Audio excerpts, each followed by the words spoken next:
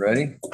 All right, we're in session for the Clear Creek County Board of County Commissioners for December the 19th, 2023. We're going to depart slightly from our normal operating procedure where we have public comment first and then commissioner updates and all that stuff. Instead, we have something really important to do today, which is the nomination and appointment of a new sheriff, Matthew Harris.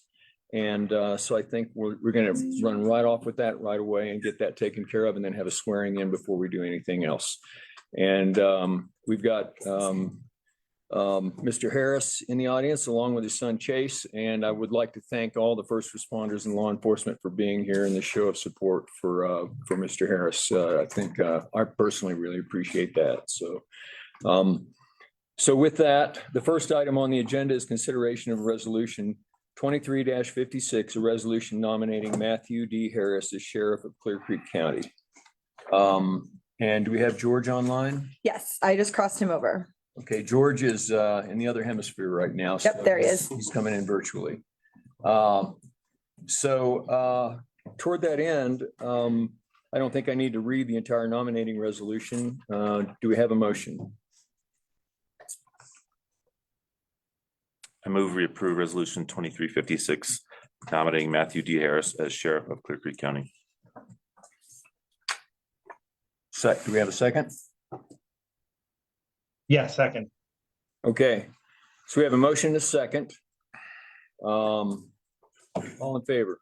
Aye. Aye. Aye. So the next action is therefore then the resolution appointing Matthew D. Harris as sheriff of Clear Creek County. And do we have a motion for that? And just a point of order, just that motion passed. So we just need that for the record. Okay, the motion passed. And if I'm thinking that Mr. Harris could come up to the podium for the next step.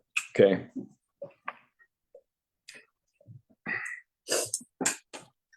Hi, Matt. Morning. Okay, do we have a motion on the resolution of appointment? Yes, I move we approve resolution 2366, resolution appointing Matthew D. Harris as Clear Creek County Sheriff. Second. We have a motion and a second. Any discussion?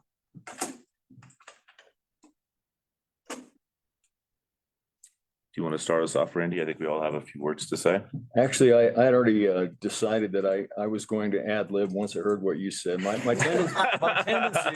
tendency, just so you know, this is actually a kindness I'm trying to do to the audience and everyone here. My tendency is I'll still be talking at noon if you ask me to go first. If I let them go first, they'll say practically everything there is to be said in about 2 or 3 minutes, and then there won't be much left for me to pick up, and it'll go much quicker. So, All right, I'll go first. I just wanted to thank, first of all, the public and law enforcement for your patience. This process took a long time, but I really appreciated all of the private advice I got from the people in this room, also from members of the public. I also want to really thank our staff, particularly the leadership team. This was an extremely important process, and it was done very well. We got some great candidates. The process all took place publicly, which I really appreciate our attorney, Peter, advising us on how to do that process. I want to talk a little bit about our incoming sheriff. You're a man of very impressive credentials and education and achievement and a track record of success. And I think we're lucky to have you. Along with that comes, at least for me personally, very high expectations. And with those expectations, my full support. And looking around this room, it's apparent that you have the full support of the law enforcement agency, the Clear Creek Sheriff's Office. I think you're very lucky as well. I mean, you have what I would call a once-in-a-lifetime opportunity to come in to lead a proud organization and take that organization to a new level. And I think that looks like potentially creating a model organization for what rural policing looks like in Colorado in the year 2023. So we're very happy to have you here. Finally, I wanted to thank Rick Albers. Rick, the outgoing sheriff, dedicated his entire career to this organization. He spent his entire adult life at one organization, which is extremely rare in this day and age. And I know he's retired in Florida, and I wish him well, wish him a long, healthy retirement and everything that he deserves. I think that's all I've got to say. Okay, thanks. George? Yeah, thank you, Sean. It was well stated. I don't think I have much to add. I echo everything you said. My hope, my faith is that we are entering into kind of a new era with respect to the sheriff's office and the county, and the collaboration between the Board of County Commissioners and the sheriff's office. I think we're entering into an era of transparency, trust, and collaboration on a level that this county probably has not seen during my lifetime. During the interview process, it was made very clear that Matt Harris is the person to lead the sheriff's office into this future. Mr. Harris' commitment to transparency, high standards, and robust analysis of data and using data to make good decisions are exactly what we need right now. We're stepping into a future where the sheriff's office makes policy decisions that are the result of robust analysis, transparent and honest conversation. And I think we'll see much better outcomes in our community in terms of our ability to provide the safety that the public expects, and also make sure that our staff, rank and file law enforcement officers, who I'm lucky enough to see standing on camera here across the room, have faith that they have the tools to have long and rewarding careers. So I'm very excited to take this step. I really, really look forward to working with you, Mr. Harris. We've got some big challenges in front of us, and I think we've got the right people to begin to confront those challenges at the pace required to get where we need to be as a community. So thank you. That's all I have to say. Thank you, George. Before, I think there's one thing I would like to ask. I think officially I'm supposed to ask you if you've received, Matt, if you've been given the official state form indicating your acceptance of the nomination. Have you? Yes. Okay. It worked just exactly as I thought. There's not a lot left for me to say. I would like to say this, though. There's a lot of people standing around this room, and they come from, I think, a few different organizations, law enforcement organizations. Not one of them has not been touched by the actions of the last few years, and particularly the last year and a half. And so it's been a rough time. And sometimes to read the news, or sometimes to hear as we deal with the problems, I'm sure it's been hard to take. I know it's been hard to take because I've heard it's been hard to take. And I know that as a person who used to run a lot of pretty large construction jobs, I used to walk on those jobs with a limited amount of time and act like a scanner across the room, looking for the things that might not be meeting my satisfaction. And I made the mistake for a long time of only coming in and taking the time to notice those things and then get out of the room because I had too much to do. And then I realized that I wasn't telling people about the other 99% of the things they were doing that were good. And so I don't want anybody that's in this room or anybody who couldn't make it here today to have the understanding that this is an indictment of an organization or a group of organizations that has gotten it all wrong. That's a long ways from the case. You folks have been saving lives, keeping us safe, helping people with medical conditions, providing backup for fire, doing all kinds of things for a long, long time. I know you've been in the river. I know you've been really working to save people's lives. And what we're dealing with today is something that's been a glitch that's given us an opportunity to learn and get better and get even better.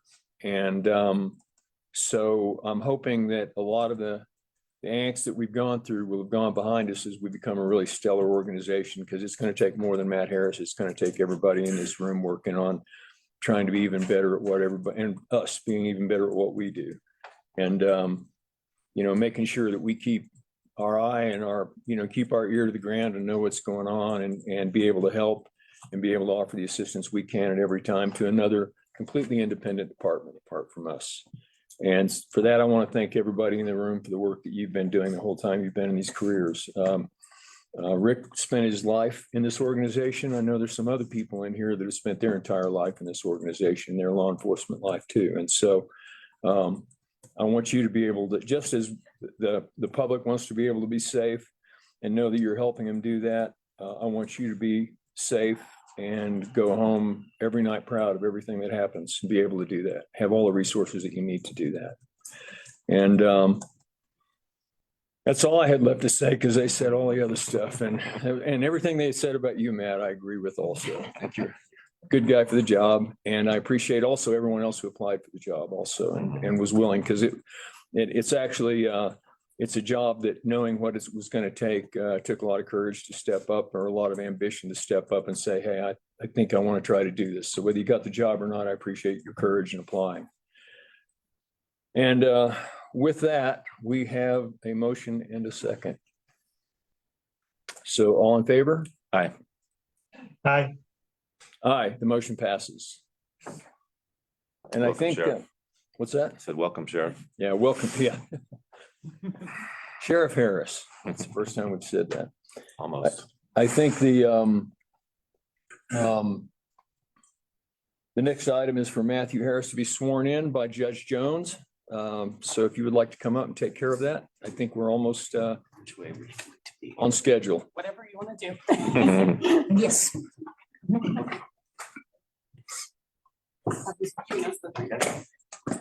Raise your right hand. Repeat after me. I, Matthew D. Harris, I'm Matthew D. Harris. do swear by the ever-living God Do swear by the ever-living God that I will support the Constitution of the United States, that I will support the Constitution of the United States, Constitution of the State of Colorado, the Constitution of the State of Colorado, and the laws of the State of Colorado, and the laws of the State of Colorado, and will faithfully perform the duties of the office of Sheriff of Clear Creek County, and will faithfully execute the duties of Sheriff of Clear Creek County, upon which I'm about to enter which I'm about to enter to the best of my ability. to the best of my ability. Congratulations. Appreciate it. Thank you.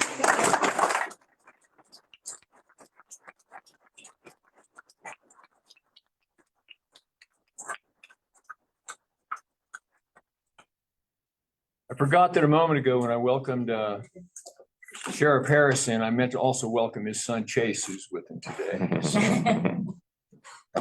Mr. Chair, I'm just going to approach the podium to give Matthew Harris what is known as the sheriff's receipt and transfer and delivery of all writs and everything else related to the jail.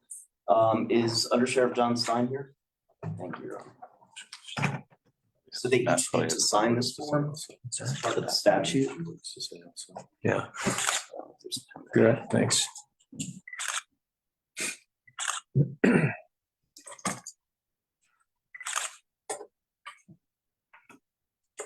Matt, you have a few words to say, by the way, when you get done signing up.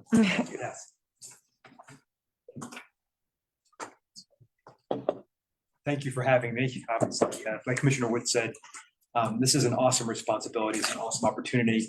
But it comes with expectations, high expectations. Some folks said to me, "Are you sure you want to do this?" And I said, "Absolutely." I said, "Yeah." Went up there, met with the staff, and met with the commissioners, the people of the community, and it is a charge that I am excited about. Excited about working with this community, the people of this community, men and women in this office. I promise to serve you well and the best of my ability, and I promise to serve this community well and the best of my ability. I know nothing but working hard, and what I'm going to need is all hands on deck. This is I may be the sheriff, but we need all hands on deck to right the ship and put it back in the right direction.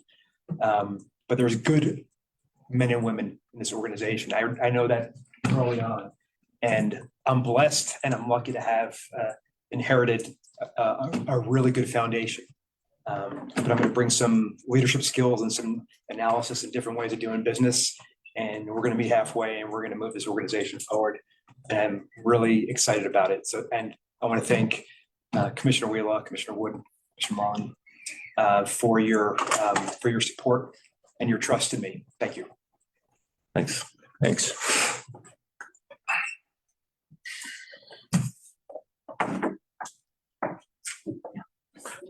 Break.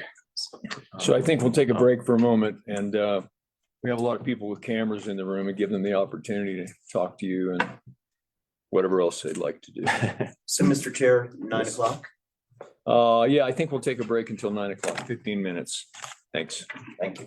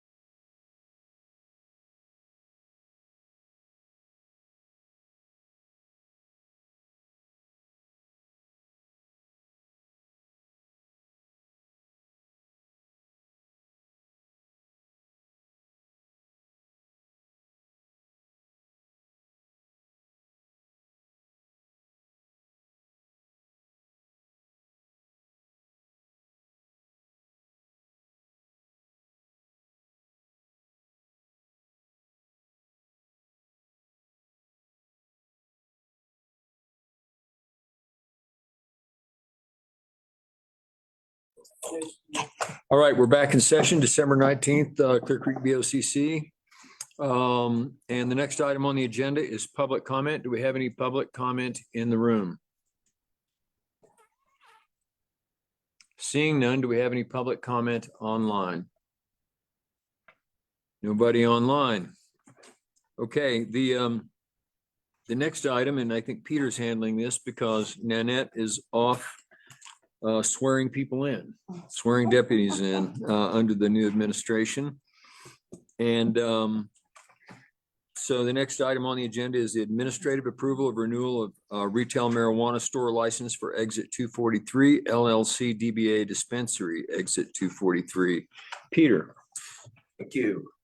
This application was deemed completed on July 19th, 2023. Staff is recommending that this be approved. All we need is a head nod. Got it. Consider done. Okay, thank you. And I appreciate it because I would have looked very bad to Nanette if I messed this one up. Yeah, right. If all you had to do was get a head nod from the chair and you Yeah, that's still failed, messing then up. yeah. She wouldn't be happy.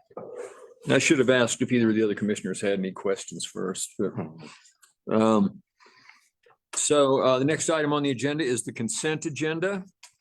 And there are a total of 8 items on the consent agenda today. So the first question is, have either of the other commissioners developed any reasons to pull any of these off of the consent agenda?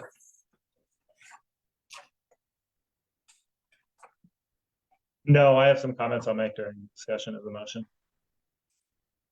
I don't either. Okay, then I'll read the consent agenda. Consideration of approval of warrant register is number 1. Number 2, consideration of approval of agreement between the County of Clear Creek, Colorado and Clear Creek County Advocates for a grant under the local government limited gaming impact fund. Number 3, consideration of approval of agreement between Clear Creek County, Colorado and the Clear Creek Rock House for the same purpose.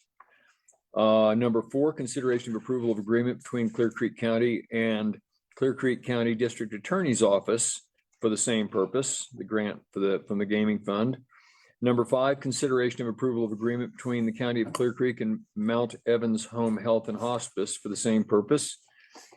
Number 6, consideration of approval of a water leasing and basement-wide augmentation plan participation agreement with Graham and Alora Knight for 2137 Fall River Road. Number 7, consideration of approval of the CD Community Development Block Grant and business loan fund agreement between Clear Creek County and the Clear Creek County Economic Development Corporation. And number 8 is consideration of approval of application of the RREO Colorado Waste Diversion Grant Program for funding for equipment for the transfer station. Do we have any questions about any of those items? I move we approve the consent agenda as read. Second. Okay, we have a motion, a second. All in favor? Aye. Aye. I believe Commissioner Marlin did have some discussion. Oh, It's true. But I'll just go ahead and vote aye and then make my comments. okay. Your comment? Motion passes. Yeah, the motion passes, but your comment? Yes, thank you. I like to take time to highlight things on this consent agenda to the public and celebrate successes of this organization. The first thing I want to point out is application to the RREO Colorado Waste Diversion Grant Program for equipment at the transfer station. I see Carl and Stoy in the audience. My gratitude to you for getting this done and those on your team. The opportunity to bring our tax dollars from the state of Colorado back home to bear on the issues we face is huge. And I'd love to see this organization doing a better job finding resources like this. This grant has zero match. If we get it, it will bring $175,000 for us to be able to buy a piece of equipment to reduce the cost of slash removal and do a better job with the slash that we do collect at the transfer station. So I'm just really excited to see this happening. My gratitude to staff. I want to highlight it. I want to highlight another major success that wouldn't be recognized without context of how it's gone in the past years. This is related to the local government limited gaming impact fund grants. Clear Creek County plays a role where once the state decides who to fund, we have work to do to process those applications and get those funds out the door.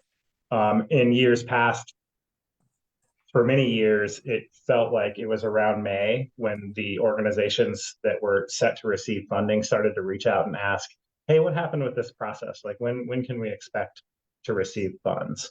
What we're seeing now is that before the end of the calendar year, the funding for next year is already being approved by this board in agreements. That is due to the efforts of our local staff, changes we've made to the process. Two people in particular I want to highlight. One is Nanette Reimer, who has put a lot of effort into ushering these agreements through. The other is Rebecca Abrahamson, our grants administrator.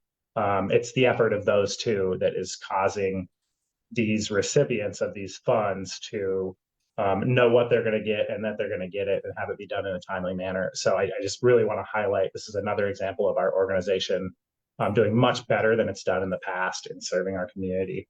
So thank you for indulging those comments. That's all from me. Okay. Thanks for the water. Yeah, I was gonna say, Graham, that was pretty quick and easy, but as it turns out, you didn't have to drive up, but it's good to see you as always. So. Thank you so much for everything. Okay. So now we have consideration, approval, and acceptance of the 2023 Clear Creek County ROMP, Recreation and Outdoor Management Plan. And Amy and Julie, I think, are here today to make a presentation to us in advance of that pending and expected approval. So. I also think Jonathan Gertz from Keystone is available if you want to let him in Okay. on the Zoom.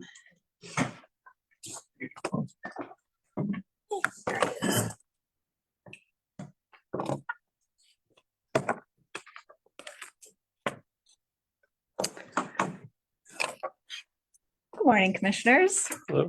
Good morning. Today you have before you a packet with several items in it. You have the final draft of the ROMP, which is the Recreation and the Outdoors Management Plan. This is our sixth presentation before you regarding this project. And the county really has been engaged in work to develop recreation management for many years, really a couple decades, starting with when in 1999 we passed that we created the Open Space Fund. In 2000, we created the Open Space Commission. 2001, the BOCC assigned recreation management responsibility through the Land Management Authority assigned to the Open Space Commission. In 2017, we created the Trails Crew. In 2020, we created the Recreation Department. It's really work that the county organization and the county community has been working on for decades.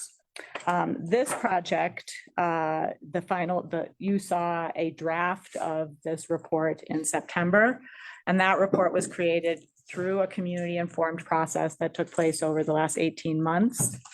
And that draft, really, it was a robust community-informed process. There was a team of land managers called the interagency team that informed the process. There was a team of subject matter experts and community stakeholders called the Planning Partners team that informed that effort. There was also a focus group of community members called the Community Advisory Team that informed that effort. The effort was also informed by a compiled report that collated all the research that had existed over the last 20 years and a community survey. All of those materials informed the draft report that you reviewed in September. That draft identified 5 sections. One was a management principle around conservation and sustainability. It identified 4 management principles, management priorities rather, one around the trails overall in the county, one around the creek, one focused on destination and visitor management, one focused on recreation economy planning. And we also identified a framework for managing recreation around adaptive management. You asked us to expand our approach for a comment period to review that draft that included a public open house, which we did. The comment period included reconvening the three groups I mentioned, the interagency team, the planning partners team, and the community advisory team. We also did a community survey and held the open house that you mentioned.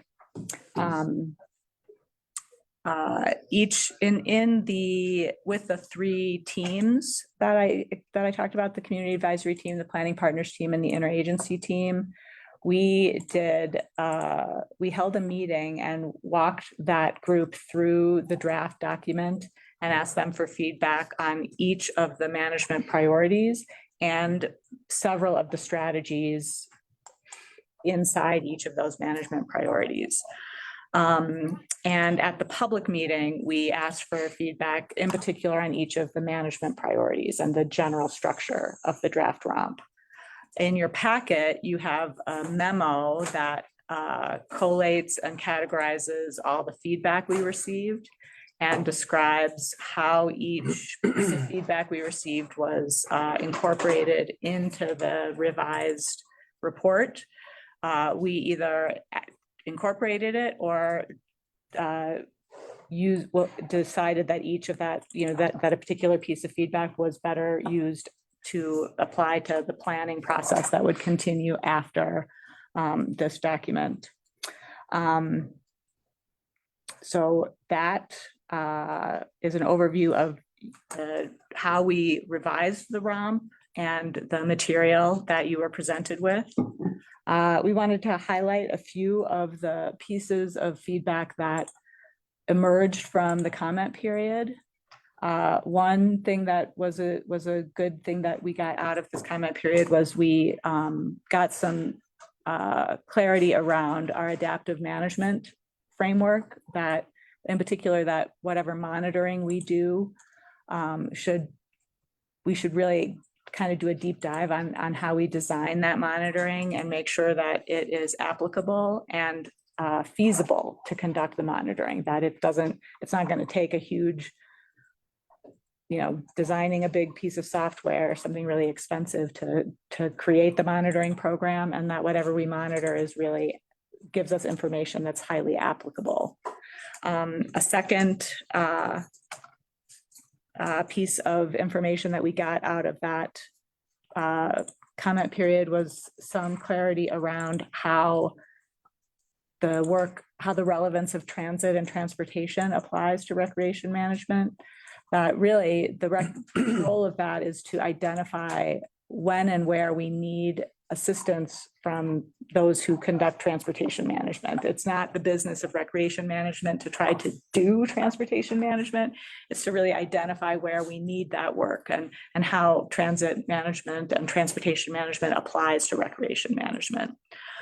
We also learned a little bit about the role of certain user group management, in particular OHVs, and how the OHV management work that we were proposing, that some members of the community were concerned that the project was making a preordained assumption about that process, but that we were able to better convey that this was proposing that we conduct management of OHV use, not drive towards a foregone conclusion for that user group in particular, or for any user group, but that was the user group in particular that there was Right. concern about a particular outcome. That's just an example. Right, One. right.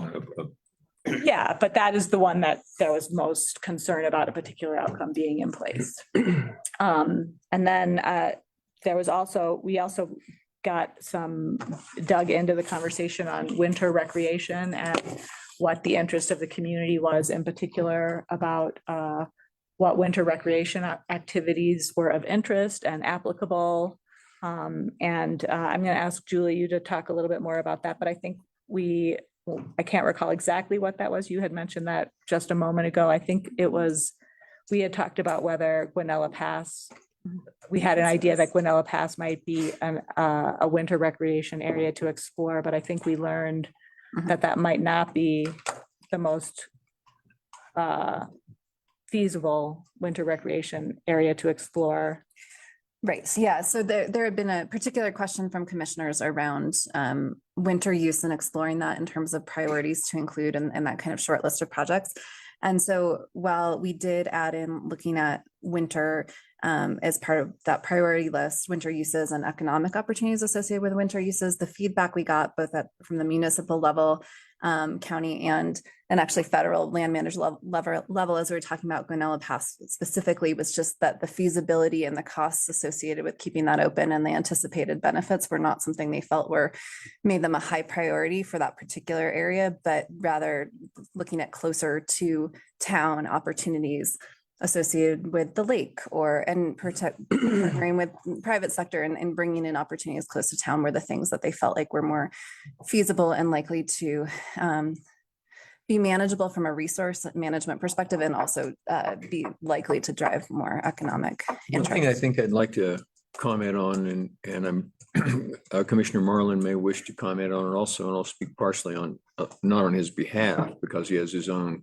thoughts and words, but I would point out that, for example, as a corollary to that, the OHV, having an OHV master plan, that most of the well, honestly, all of the OHV activity in the county is only legal in the national forest. Right. There is no county road where it's legal, and there is no county land that we've designated for motorized recreation use. Yet we're creating an OHV master plan and studying how to manage that, even though there's no place that's legal to ride them on county lands or I mean, it's only private land and certain U.S. Forest Service designated trails, and yet we're making that a priority for various reasons, mostly because of user conflict and stuff like that. And so when we look at the opportunities of winter recreation, I agree that you might be able to identify other things that have a potential for greater economic benefit to the town of Georgetown, especially if the town of Georgetown thinks that, and that's their perspective on it. But the fact that most of that winter recreation takes place on Forest Service land is superfluous if in fact we don't apply the same standard towards other uses like OHV use. So, for me, the fact that it takes place on Forest Service land doesn't mean that it isn't potentially a benefit to Georgetown if a major winter recreation area, backcountry winter recreation area happens to, by necessity, funnel through because the pass is closed, funnel right through and past 6th Street in Georgetown, which has been an issue that has come across our radar a few times. So I just want to throw that comment out that. Thank you. And it doesn't mean that the ROMP changes or that your Right. conclusions are erroneous. Other than the one, I would say the fact that it's on, somewhere in the vicinity of 80% of our county is public land and almost 70% of it is U.S. Forest Service land. And so when we're talking about recreation in the county and economic benefits and everything, it's still what's going on out there is of interest to us. So No, absolutely. And the comment here was in particular about just we had gotten feedback from you all that, you wanted to hear more about opportunities in winter recreation, in particular Guanella Pass. And what we heard from the public was that maybe focusing on Guanella Pass wasn't actually what was going to serve the community of Georgetown, and that the lower hanging fruit and the first thing that Georgetown, the community would rather see focused on was closer to home, community focused benefits like Georgetown Lake. And so people right next to just, town. it was just a expanded kind of angle on that point about winter recreation. I think that seemed like a good addition to the concept around how we would approach studying winter recreation. That was worth adding to this document. I think the last thing I'll say is the counter to what I just said, which is another thing that we brought up frequently, is that when most of our public lands, our perception is, and the perception of the the professional land managers, federal and state, is that their land's being pounded right now. We're not convinced that the best way to economic opportunity is to try to increase the density of people in the forest. And I don't know that that's a factor in the wintertime, for example, up Guanella Pass, that it is overpopulated, because winter population in the woods seems, in the backcountry especially, doesn't seem to be as thick as it is in the summer. But Yeah. I'm offering the counter argument to myself. So So that is basically George thank you, has- George. Yes, go ahead. I'm just about to say that's where we wrap up what I wanted to offer today and open it to you guys for questions and discussion. Oh, perfect. Okay, thank you. Yeah, I just to make sure I understand how that conversation around winter recreation around Georgetown unfolded. Julie, I want to make sure I understood you correctly. The idea is that trying to open Guanella Pass is probably not, keep Guanella Pass open year round is probably not feasible. I know that that's been discussed almost ad nauseum. And what I was suggesting was kind of taking a look at the closure point and areas below the closure point as recreational amenities. There are 2 parking lots that are there right now. And I don't like, so I just wanted to make sure I understood correctly that the piece that was referenced as not feasible is keeping it open year round. That's correct. I don't think there really was discussion of that latter point, George, which doesn't preclude it from, being discussed in the future. But yeah, it was specific to keeping it open year round and the logistics and feasibility of the maintenance and management of it during the winter of keeping it open. I think, and I didn't recall our previous conversation having been about trying to open the pass, because we've got the experts in the room on the cost of doing that in road and bridge. And we've kind of determined over the years that the cost of trying to keep that pass open, first of all, might be of less benefit to us economically anyway, because we'd be spending money to give people an avenue through a different county to get there. And when we've tried to even keep it open for the actually one resident that was living beyond the closure point, it was an impossible cost to keep that thing open year round. Yeah, well, I'm not so sure that we made that super clear that we were actually talking about opening it versus just trying to expand recreation opportunities in the area of Guanella Pass in the winter with either way. I don't know. Jonathan, do you recall whether we made a distinction about that or? Yeah, no, the edits that apply to winter recreation, we just removed the specific reference to keeping Guanella Pass open. Oh, to keep it open. Okay, yeah. And left it broad Yes. to include Okay. consulting with municipalities for winter rec opportunities in general. Okay. Yeah, well, that it sounds like a little bit of a shortcoming then, that because I don't think it was ever really feasible to open Guanella Pass from the county's perspective. So we probably that may have been a missed opportunity to really explore opportunities to better utilize the Guanella Pass area, even as even while closed, because I think that was really the topic that that was the topic that I think George was trying to get at, is what can we do up there, to expand winter recreation opportunities. So I think that's something we could still explore. Yeah, definitely. And I don't take umbrage with what's written in the final report. I'm fine with it. I think it captures the opportunity that is perceived. Just so that to add some context before we move off of this part of the conversation. I think there are mixed opinions within Georgetown about whether opening Guanella Pass or keeping Guanella Pass open is a expenditure that's justifiable. I would point as evidence the fact that their lodging tax ballot measure specifically stated that funding could be used to keep Guanella Pass open, and it passed. Right. And I'm not trying to construct an argument that we should keep it open. I want us all to know kind of the context and the state of opinion around Georgetown. I wouldn't describe it as unified by any means. And I do think it's an area that's, ripe for exploration, but we're here to adopt a plan and talk about next steps in a plan. And so, I'm not asking for changes to this plan. I think this plan is well done. Yeah, I think that'd be a much bigger conversation down the road, because Clearly. even if the town of Georgetown were to say we had the money to keep it open, then there's a matter of having, it could lend itself toward Yeah. capacity building exercise at Road and Bridge, for example, if it were not the town of Georgetown itself that were going to do that. And I'm doubting that their equipment would be sufficient. And so it would,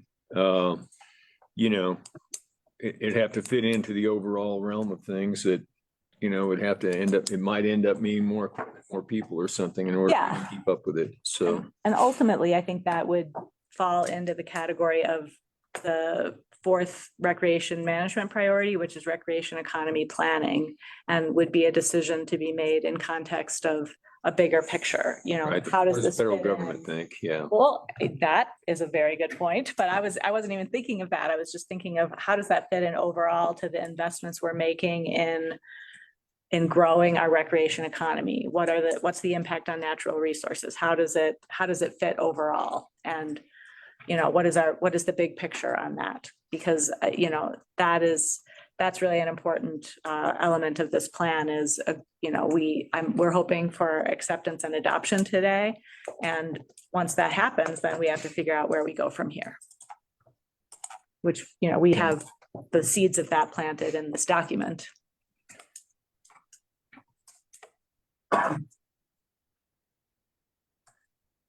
Well, okay. What else do we have? So was that your entire presentation so far on the rock? That is it. What other comments do we have from the two commissioners? I've got about 3 or 4 things written down. They're not a big deal, and most of which you would expect. So, you have anything? Any comment? I just say good work. I mean, this is a good foundation. I think the real work is in front of us in terms of implementing this and creating policies and setting priorities and finding funding. Mm-hmm. I think I feel the same way. I think we've gone through a robust process that's given us the opportunity to articulate our concerns for how it's managed going forward. For example, the OHV plan was a point of extended conversation. And toward that end, I had first of all, a couple of general questions and then a couple of specific ones on that particular subject. And then another item completely separate from that. So first of all, how would you characterize, we asked for, and you were kind enough to add in some public outreach sessions, which were not tremendously attended, but not poorly attended either. And how can you characterize, characterize any ways in which the input from those sessions may have influenced the final document? Well, characterize, they did influence the final document. I think all of the comment period sessions improved the final document. They, so I think that's how I would characterize it. And the specifics are, I think, provided in detail in the memo with the revised feedback. Okay. Or the memo that is feedback. I can't remember the exact title, but it's a memo that lists all the different pieces of feedback that we received through the various elements of the comment period. Okay, and the reason I'm asking is as much for the public that may listen in or look at the recording of this, a way that they can hear a concrete example of something you heard that ended up changing the text, so that people know that it helps people know that they heard.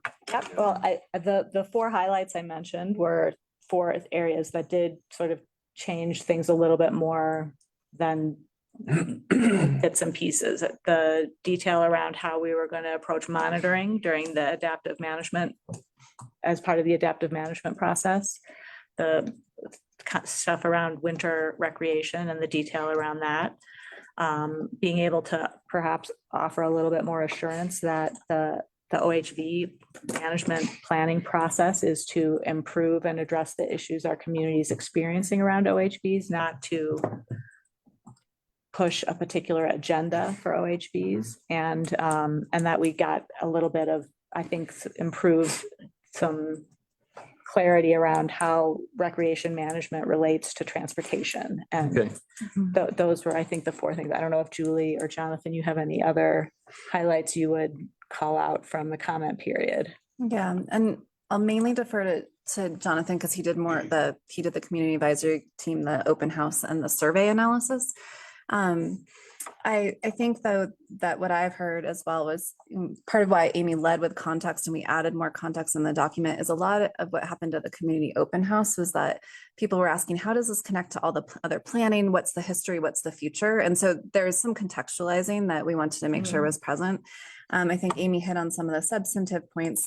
I want to specifically refer to the compiled feedback memo because there's about 60 something points that we captured and synthesized of here's all the comments we were hearing. I think that east side of the county, that's something that came up in some of the public open house session in particular of what are we doing over on the eastern side of the county, and we need to make that a priority to continue to explore that in the context of those other pieces of trails and destination management, et cetera. Another thing we noticed, and it was in there, but I think it's worth noting, is the survey didn't have 400 respondents this time, but it was notable that as we looked at trends in the survey of how residents felt about what they were most excited about versus what they were feeling was most urgent, the excitement was around playing, right? Like trails and other things. But the urgency they were feeling was around destination management. So I just call out that that's something we heard around, a priority for just, making sure that happens going forward as well.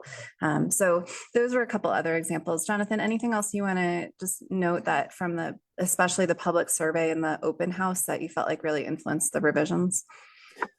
Yeah, I'm just going to cherry pick a few themes. Obviously, the full list is here in the memo, but in addition to OHVs, we heard a lot of comment about different specific trail uses that could benefit from structuring, such as mountain biking and the separation of uses to prevent user conflict. That was a key theme that came through in the survey. We heard a lot about making more firm the connection between transportation infrastructure and trailhead access or recreation access and communities and businesses. And so a whole collection of comments around making sure that the transportation hubs, the business community, and the trailheads all work together and can be accessed together. And then we just got several ideas for adding ideas that we'd actually already heard from the stakeholder advisory group, but back into the list of project ideas at the end of the plan. Heard about wanting to keep some of these general categories of ideas on that list. So we bulked up that list as well in response to the public comment. Okay. Well, and the stuff that I heard the most, one was something that was addressed in depth in many conversations, which is the OHV thing. And so people knowing, I think the general statement that you made, it doesn't speak to the specifics of how the OHV plan will be executed, but the general idea that, okay, we're here to figure out how to manage it. We're not just looking to provide a forum for a user group that's enthusiastic about their use. Right. And I think the other one is shooting, which is something we didn't really get into addressing because it's been addressed in the sports shooting partnership. But those are the two things that where when we as county commissioners act as filters, that and something else entirely, which is the short-term rental market, which you could assume you can almost classify as recreation, but it tends to be recreation on private land. But I mean, those are the three things that I probably heard the most about when it comes to visitation. Yeah. And so the real fear that people had on the OHV thing was that we're doing what, and will it be conducted in a manner which will allow people to really have a voice for what the impacts on us are and our perceived impacts to our backyard, the public lands. So it's good that you've addressed that. The only question I have specific to that particular topic is what you perceive the timeline to be that the OHV plan would be executed, begun, finished, and what that timeline might look like? Well, we don't have a timeline asserted Okay. specifically in this report. It does, the OHV master planning, though, that really it's, I think a more proper term would be an OHV management plan. Right. Is among the items that this plan recommends doing first. There's a long When that list. is something, Yeah. yeah. There's a long list of items that this plan recommends doing, and chapter 7 identifies the things among that long list that this plan says, these are the things that would make sense to try to include in 2024. If you, So those are the recommendations. Yeah. But they're probably subject to change based on people's changing perceptions of what Yeah. crops it set up when the snow melts. So, okay. I have a comment on that topic before we move off of it. It seems to me like that's a matter of board direction, in terms of which projects we want to prioritize, Right. what kind of timelines we want to target. Once we're past sort of assessing the content of the plan, I look forward to a conversation today about which of these priorities we want to try to tackle next year and how we might do that. So yeah, that sounds good. I think another consideration that would also need board direction is really a lot of so this project was built with really a cross-jurisdictional approach with input from the county community as well as the county organization. And so I think the way we approach the work that is recommended in the ROMP could continue to be cross-jurisdictional. And it would still require each entity to have its own direction clear and established, its own positions, its own, vision. But most of these projects would benefit from cooperation and having collaborative work, having a forum or an approach or a way to conduct the work collaboratively. Still means that, board direction would be needed and a board position needs to be identified. But some of we're talking more than just the OHV plan here. We're talking about all multiple elements in this to really conduct visitor destination management. We would need to work across multiple organizations. So that's another element of how we, how to actually conduct all of the management priorities in this document. I think one thing that, first of all, I'd like to suggest out of the bat that two or three things ran through my head as both you and George spoke. Whether we're able to, I don't know that I'm prepared to say, okay, I want you to go on this first and have it done by this date today. Okay, like an OHV master plan. Oh, yeah. For example. So I think we can talk at some element today. There's only 20 minutes left right now. There's a whole recreation management plan that we're just now going over and receiving. However, I do think it's urgent that we do make those distinctions so that we can move forward. We're going to be having a retreat right after the holiday.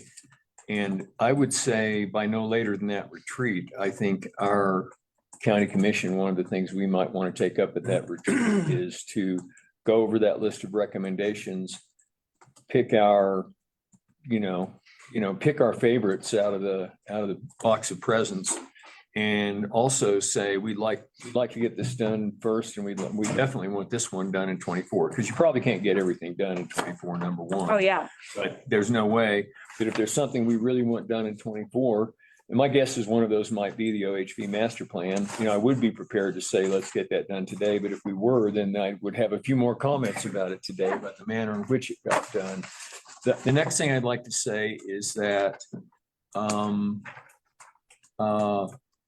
in choosing who stakeholders are, who have special seats at the table, when we built the ROMP, we made sure every one of the towns had a seat at the table to discuss this. And those are kind of super voices versus the voices of the individual citizens that are derived through the surveys or through a one-time opportunity to come to a meeting and look at something and write a suggestion on a piece of paper, as opposed to attending numerous meetings and having a much larger voice. When you start talk about something like, and I'll just use OHV master plan as one example, it could be about mountain biking or anything else. I don't know that we want to have special seats at the table where this happens is a seat that has all the cities sitting there and the county sitting there. When you don't have a seat like that, when you don't have as large a voice for the places that are actually enduring the impacts, because the impacts of, for example, OHV use are not happening inside the towns. You know, the town impact from all of these different kinds of activities are some people come to the county to do these activities and they stop and they get a burger, you know, and so that's what more happens in the town. And so when we start talking about a management plan, the stakeholders are the people that are most likely to be impacted, either because they're recreationalists that are out there, which is the general public. It's not like the town needs a special voice and a seat at the table. So I'm just kind of pointing that out as an example. When we create, and a corollary I'll draw to that is when we create PLTs and tech teams for our transportation projects, we don't make sure that Eagle County has a seat at the table for the Floyd Hill project. Even though they're in the collaborative effort and part of the whole CSS process, it's not like everyone in our universe of the I-70 corridor has a seat for a specific project. And so if we have a specific use, we want to think judiciously about who is it that have those ongoing, continuous, every time we have a meeting, they're invited and they have a special invitation to be at that meeting. We want to think about that. Do we really need the town manager of each one of the towns in there having a voice when we don't have the representative of each one of the neighborhoods around that are you know, like the St. Mary's neighborhood, the North Empire neighborhood, the area up Spring Gulch and Cascade and Ute Creek and Trail Creek that are heavily impacted by OHV uses. Each one of them doesn't have an ongoing everyday seat. So we might want to think real carefully how we design what the table looks like when we do an OHV or a mountain biking or a whatever master plan. And that kind of gets to the last thing I wanted to say, which was that just my other question was going to be, since we are talking about that more seriously right now, how will the stakeholders fold into that plan? How do we make sure that we don't have a group of people for whom economic development is almost their only interest, have an outsized voice when we have a diminished voice for the people who are actually, you know, getting the negative impacts? We want to make sure, I think that's the way we address it, in a way that we have both the land managers, but also the impacted stakeholders have reasonable voice at the table to make sure that we're addressing what they're feeling and experiencing on a daily basis, on the weekends especially. And I did have one other thing that I want to talk about, but it's off the subject of this OHV master plan. So I don't know what else George and Sean have to offer on that before we move off of it. I mean, just to say that I'm ready to know my opinion on, and we can decide that now. We can decide later what we want to do as a board. My opinion is that this board should focus on the OHV plan next year. And if we agree with that, we might even be able to right now ask that staff do some work. I think the important first step is that this board sort of determines its policy preferences on OHV management. And to arrive at that place, I think it makes sense to ask staff to do some work to map out the issues and apply the principles that are in this ROMP that I support to that policy arena, right? And bring us a work session so that this board can kind of establish its policy opinion with respect to OHV management. I think that sounds like a place to go. And if Sean, Randy, if you guys are in agreement that the priority we want to pick within this plan to go after first is OHVs, then we might be able to just identify that as our next step. Well, I've been most of talking. Sean, go ahead. I agree with that. I reserve the right to add something as a most important issue for next year. I just need to think about this a little more. Okay. Do you think that you need more time beyond today before you would want to choose this as one of the issues, or do you know what that other issue is? Do you want to bring it up? I mean, the retreat's not that far away, so I don't know that it's something that we need to go on record today, or that I feel like going on record today. Okay, then I'd make a suggestion that might be sympathetic with both of those. I heard Sean say I might want to add a co-issue to it. That implied to me that he was saying, I'm fine with this being one of our top two issues. True.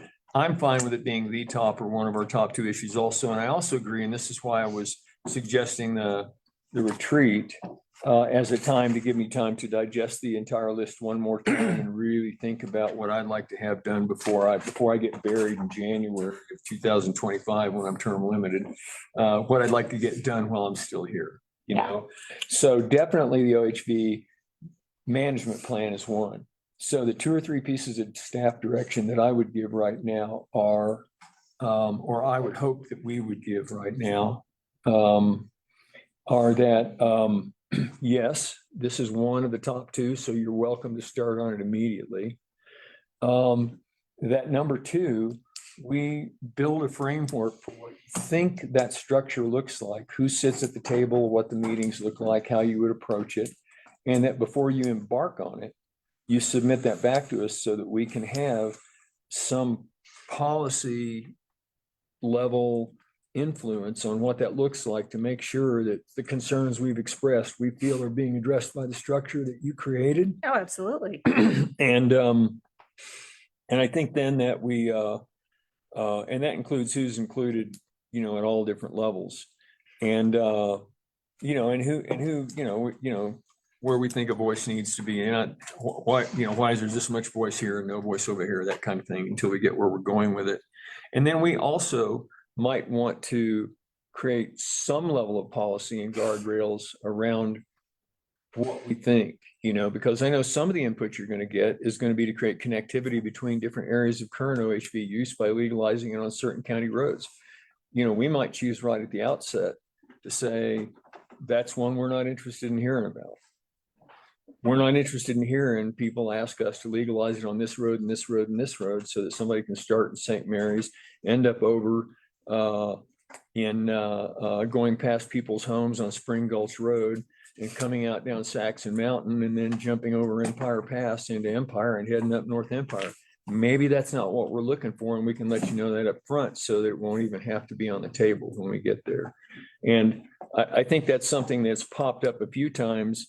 You know, it's kind of reared its head and kind of looked over that snake has stuck its head out of the hole and looked around a few times already. And I think that we need to decide whether we, you know, what are the guardrails around this and how far we're willing to go. And then you can go out and then notify people that they're in the game and here's how we're going to run the program. So I'd like for us to have since it's been maybe the issue that we've heard the most about with regard to recreation and recreation conflict, that's one that I think we can provide some direction to right off the bat very quickly. I think that makes sense. The one thing that I would just want to say is that the topic of OHVs and OHV conflict was not the majority of the work done in the 18 months among the stakeholder groups. Agreed. It was, I would say, less than 15% of our time. I mean, it was not the main thing that we discussed. The main thing that the members of this group discussed was really about broader issues of community impacts from recreation use in general, more kind of in neighborhoods and on, you know, people in their homes and in communities. And and you guys can, Julie and Jonathan can kind of jump in and put a big hook around my neck if I'm saying the wrong thing. But I really, it was not like the conversations we've had here have definitely had OHV, a large OHV dominant flavor in the conversation, but that is not, that's not the same as the PPT and the interagency team discussions and even the CAT discussions. They have not That's kind of to be been expected though, because I mean, OHV has so many policy implications that I wouldn't expect staff to be leading that conversation. Right. That makes sense. So, But, oh, sorry. Well, I was just gonna say, and to be totally honest, full disclosure, and not about a bias, because trust me, some of the most fun I've had has been riding an OHV in Mexico one time. So and I've had 4-wheel drives forever.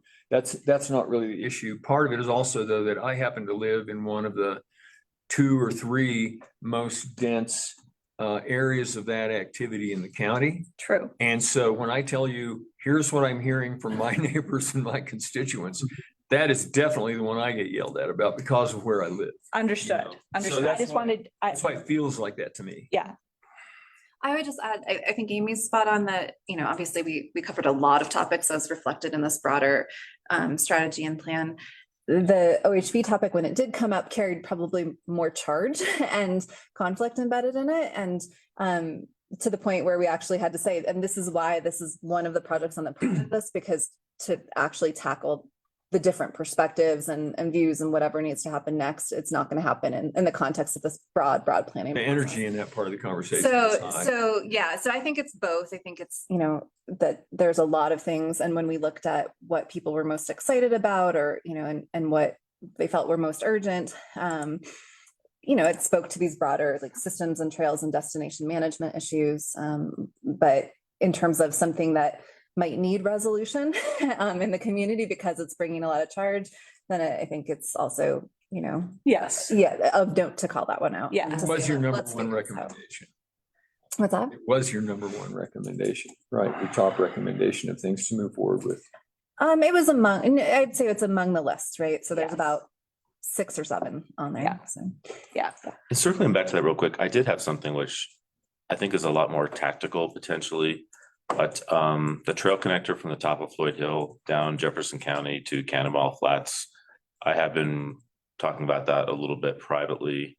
I talked about it with Amy. I also spoke about it with 2 of the 3 Jefferson County commissioners. And I was planning on bringing this up during commissioner update, but I'll just bring it up now really quickly. Jefferson County invested in our county and purchased land in Clear Creek County, which I don't think they've ever done before. And that was because we were creating a partnership to provide connectivity to that piece of land They with contributed funds to that purchase, yes. exactly with down to the Peaks to Plains Trail. And one area of disappointment that I have is the message I'm hearing from Jefferson County now is, hey, that's not really important to us. That's not at the top of our list. And what I came back with was, hey, this is a partnership and it is important to us, or at least it's important to me personally.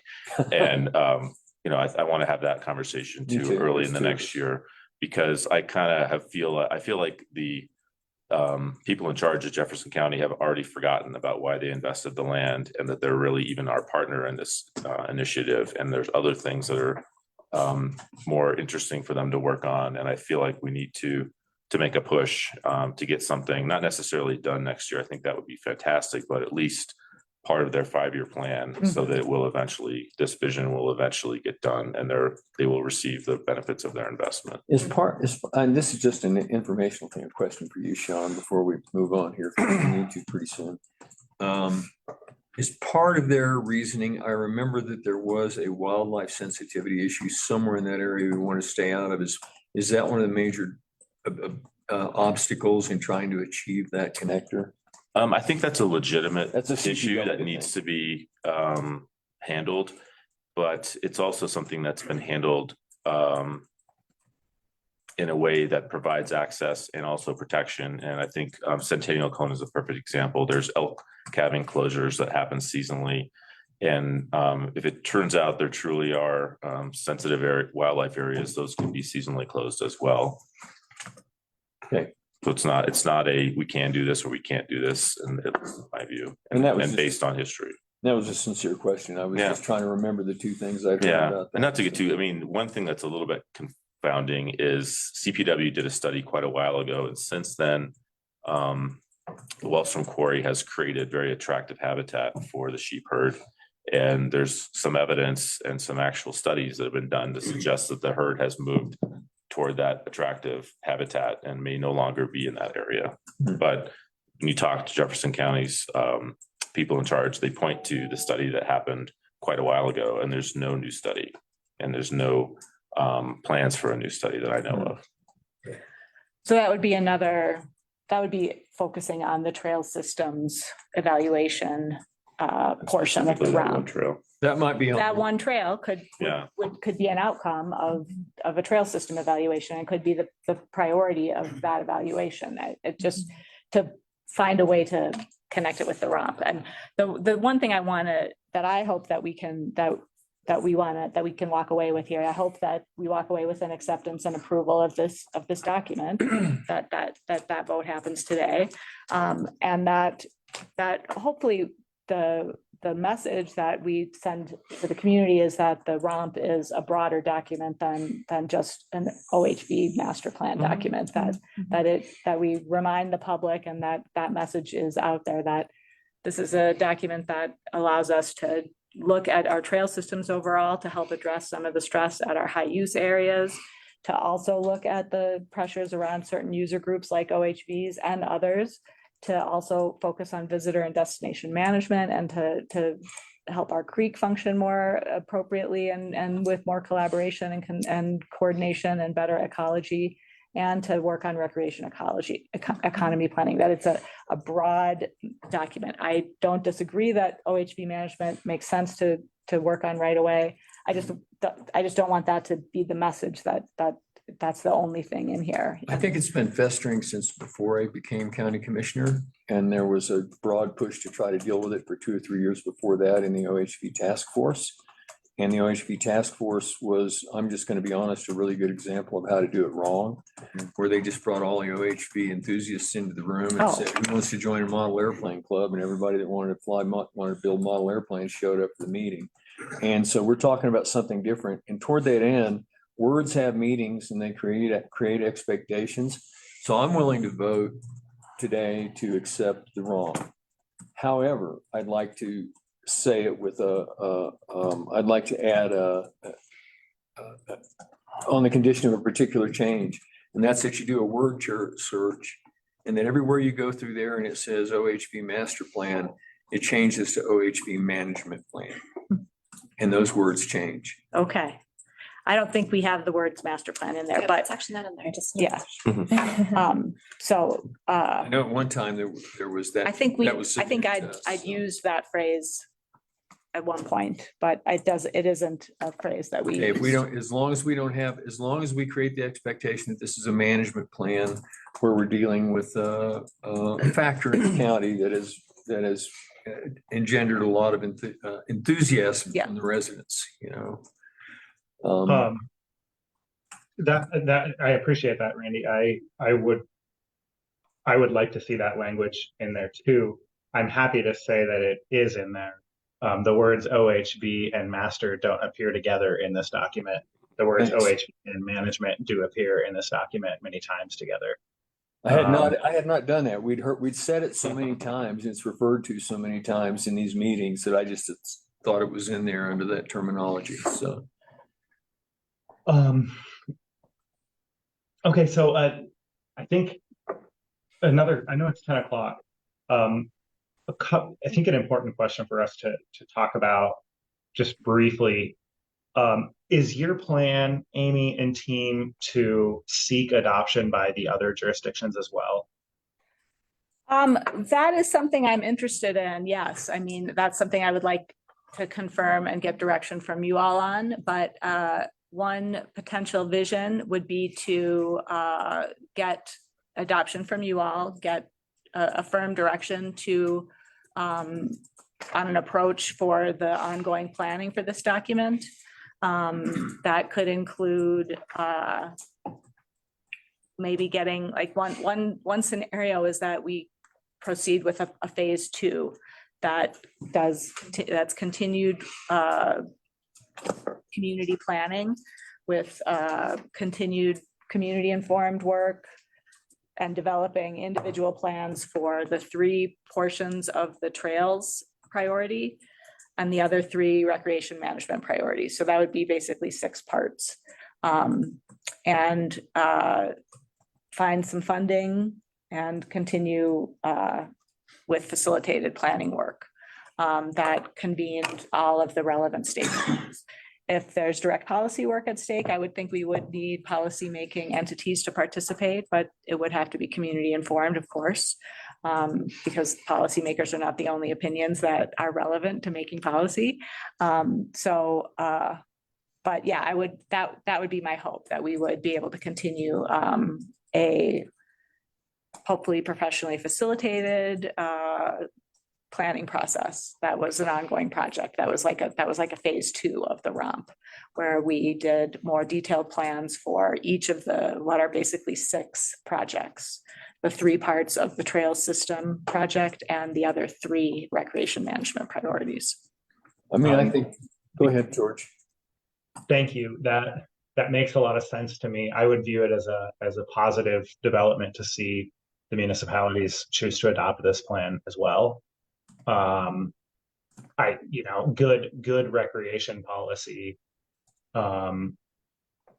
is a policy that we can agree on across jurisdictions, right? Because it's a policy that's implementable, and it's only implementable if we all agree. And that's, really where it gets tough. So that's why I wanted to check in on that. And thank you for using the word funding. I think it's important. We have an option. One option is to scan for grants and embrace the timeline delay associated with finding a grant. Another option is to decide that elements of this are a high enough priority to accomplish next year that we want to look for local sources of funding.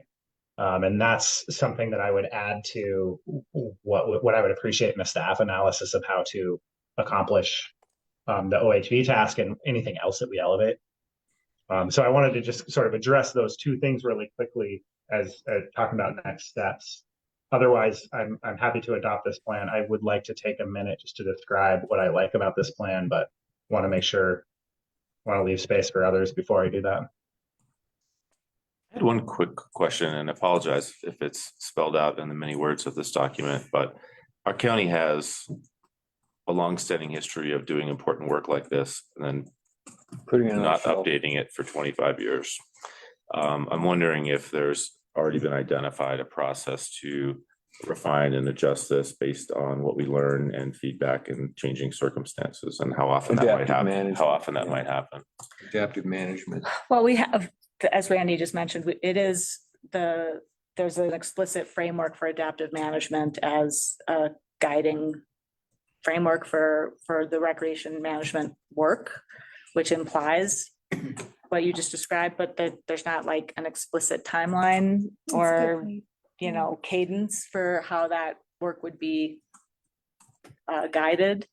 So that is not in there explicitly, but the underlying principle of that is in the document. Yeah, and my interpretation of that is good intentions, which don't always get you Absolutely. where you want to be. Yeah. And so I'm happy to approve it today, but I would love to see some sort of an explicit mention of how this is going to be refined and what sort of frequency that would happen, so that somebody can look at this and say, hey, we said to ourselves we were going to have a look at this in 2025 and we didn't, Yeah. I think or there's- whatever the yeah, frequency yeah. I is. think there's 2 things that pop up to me there. The one is a framework for action, for continuing action, some kind of a, recurring tickler, something that goes off like a cattle prod and gets you going again.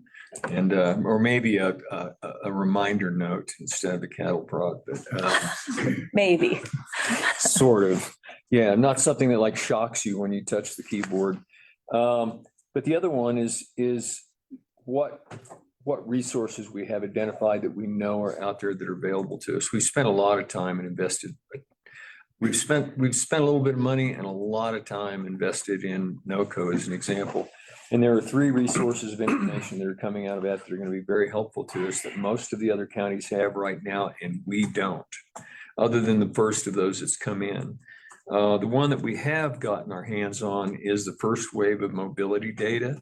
And in the conversations on the Mount Blue Sky Collaborative, I've learned that a number of the other agencies have also already done their own mobility data projects, and some of them have mobility data from within Clear Creek County. cell phone data for where people are so they can see the hot spots on the map. Denver Mountain Parks, as an example, has already done some work like that they're using for their land management purposes. So I'm talking with them about trying to fold their data into our data from NOCO that we've just done, our mobility data. The two things that haven't been done that are particular to our county have been done in some of the other counties are the CNHP, the Colorado Natural Heritage Program, which is that ecological sensitivity data. And that grant is finally being submitted for right now. And the concept paper's gone in and they do expect to be accepted. And the Gilpin Clear Creek unit of that work, and they're also the U.S. Forest Service and I think CPW are also contributing to it and towards that grant. So there's going to be a lot of work that gets done in Clear Creek County that hasn't been done here before. That's coming up. And then there's the unauthorized trail program that we just authorized our share of going into that to pay for that work too, which is where you kind of find the nexus between those. That's going to be really valuable data. Yeah. So some way that we reference and recognize that part of adaptive management is to continue to work on it so that we can continue to refine our goals and learn. Mhm. And the other one is to continue to tap these resources that are developing right now that we don't have yet. And I know these things aren't explicitly called out in the ROC, but I'd like to know, I'd like to be on the record here now as saying these are going to be huge pieces of data that are going to inform how we make decisions about whether we build this trail, whether we don't build this trail, things like that. Where are the areas to dodge and avoid? Mhm. And part of that's because we know we're developing wildlife migratory patterns that are not only changing seasonally or randomly changing over the time and over years as things ebb and flow back and forth, but there's also where we sit, a westward and northward migratory pattern over a long period of time, over decades. It's happening as a result of climate change. So it's sort of like knowing where animals are trying to move and species are trying to move, that we'll be able to say, well, there's a corridor of it, there's an avenue, a corridor of migration that's available to us now just by happenstance because we haven't interrupted it yet. And it may be an area that we want to allow that to be able to continue to flow if it's not highly contrary to our future economic needs or something like that. So those are just concepts I want to throw out there that we're not operating a silo or a vacuum, that we really are thinking about those external sources of information that are coming to us right now. That's very helpful. I know we're behind, but I'll just note, thank you, Randy. And we actually do reference most of those things. That's part of that broader system scale analysis. And we bring forward a lot of those mapping things that are in development as well. So that's what that priority, which is on the short list, is really meant to do, is to look at that data as it comes in. Reveal my shortcoming for today's meeting. It's like, okay. No, it's Thanks again for already having it. It's minutia, but I want to let you know, like that's what that priority is really about, is meant to bring all that together. Yeah, and you expanded on it. Yeah, for sure. Relevantly. Yes. So that was good. Just a few examples. Yeah. Okay. Back to the subject matter. I think where we were landing was, I don't know where we are on any of the other issues besides the OHV management plan, but I'm ready to approve today based on, I'm just laying that out there for a motion from somebody with the stipulation that a staff direction is if somebody wants to start putting a pencil to that OHV management plan so they can be back to us sooner rather than later. And also with the knowledge that we're likely to come out of our, because we're about 10 minutes over time right now, we're likely to come out of our county commissioner retreat in the second week in January, I think. I have some questions. I've heard multiple comments about this being a discussion topic at the retreat. I think having a conversation about the priorities is great, but I don't think it's realistic to think that we're going to have some kind of a draft of a framework for an OHV management plan for you to review on January. No, I'm not asking for that. No. Just wanted to be Let me be more clear. What I'm saying is, of the list of things that you have given us, your recommendations, we might highlight a couple more of those recommendations coming out of the retreat. Not expecting to be, I don't expect at the retreat we will have time to, nor will you be ready for us to have a OHV management plan framework for us to, at that moment in time. Great. It's just Sean mentioned, well, we might have a couple more priorities, and George has alluded to the same thing. So we might be generating a couple of more, okay, these are your top three or something like that. That's all I meant. Yeah, and that wouldn't take very long at the No, I- retreat to do that. and I can easily make sure we have a refined document for you to present. And just a minor point of clarification from me. I don't think what we're asking is for staff to draft an OHV plan and bring it to us. I think what we're asking for is for staff to frame up a conversation about what the board's policy opinions might be on OHV management. We can do that. And maybe other priorities out of the romp. Right, exactly. Yeah. And maybe, George, I would add to that to say they might come back to us, not to bring us a plan, an OHV plan by any means, but bring us an outline of how you're going to accomplish that plan and have a completed document by the end of the year. And then we can put some guardrails on that or say, hey, we like this, we don't like that. And also we might give you we might be able to give you at that time then a couple of policy directives that are, this isn't even, there's no point in putting this on the radar because it's not going anywhere. Right, that kind of thing. Okay. Well, just for the sake of time, I'm going to try to be very brief. I just want to describe, I really, really like this plan. I think this was excellently done. I really want to highlight the robust public engagement, 2 surveys, an open house, multiple meetings that included the public, the creation of the community advisory team. I think this plan shows that not only has it done that engagement, but it's responded to the opinions in that engagement. This memo that shows 62 different comments made by individuals of the public and details how they were included in the plan is really helpful. I think it's a big change from how we've done recreation policy discussions in the past. I can remember one incident in which there was a particular project that the county government had in mind. A town hall was held to describe that. The public was very clearly very opposed to the project, and a grant was applied for to execute that project anyway. I think that's not what we're seeing now. I think we're seeing a much more inclusive, robust plan. It's really reflective of the values I think this community has around recreation. And we love recreation. We also love peace in our neighborhoods. And I think this plan does a great job describing that tension, not necessarily resolving all of those issues, of course, but describing that tension. So my gratitude to staff and to the Keystone Policy Center and to our partners in this plan. I'm really, really happy with this and grateful and look forward to taking the next steps. Yeah, and I feel the same way and towards the same thing. I know the incident George is talking about, and there were actually 3 occurrences that happened within about a 1-year period. Every one of them involved spending staff time and money, hiring consultants, having the consultants do some work, getting halfway there in a preliminary form, and then tearing them up and throwing them in the trash, including all the money that was expended on them, because that's exactly how they were done. They were done without actually seeking public input. And then when the public set the place on fire, everything got thrown away. And this is a much better approach. So do we have a motion?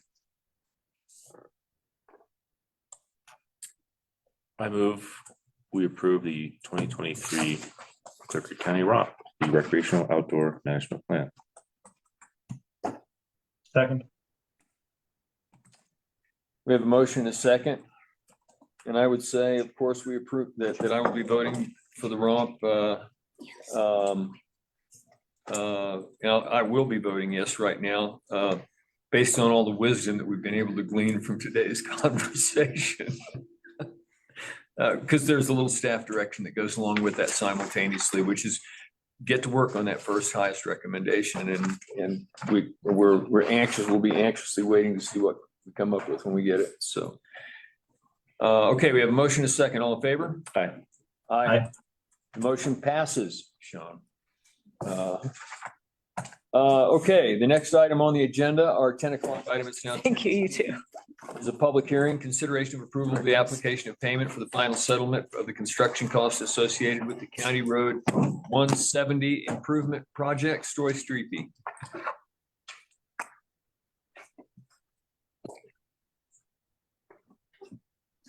Just like I wanted to go in. Heather, Hey, Megan. do you need me to put anything on the screen for you? No, I don't think so. Hello, good morning. We are here today to present the County Road 170 Improvement Project as a formality to ask approval from the Board of County Commissioners to provide for the final payment to our construction contractor for this project, Elite Surface Infrastructure.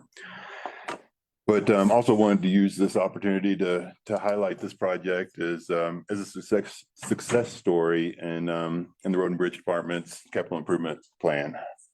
And in particular, you know, this stretch of road, which is identified as County Road 170, is a 2.7 mile stretch of county road that, Like formerly known as Old Squaw Pass Road, correct? that's correct.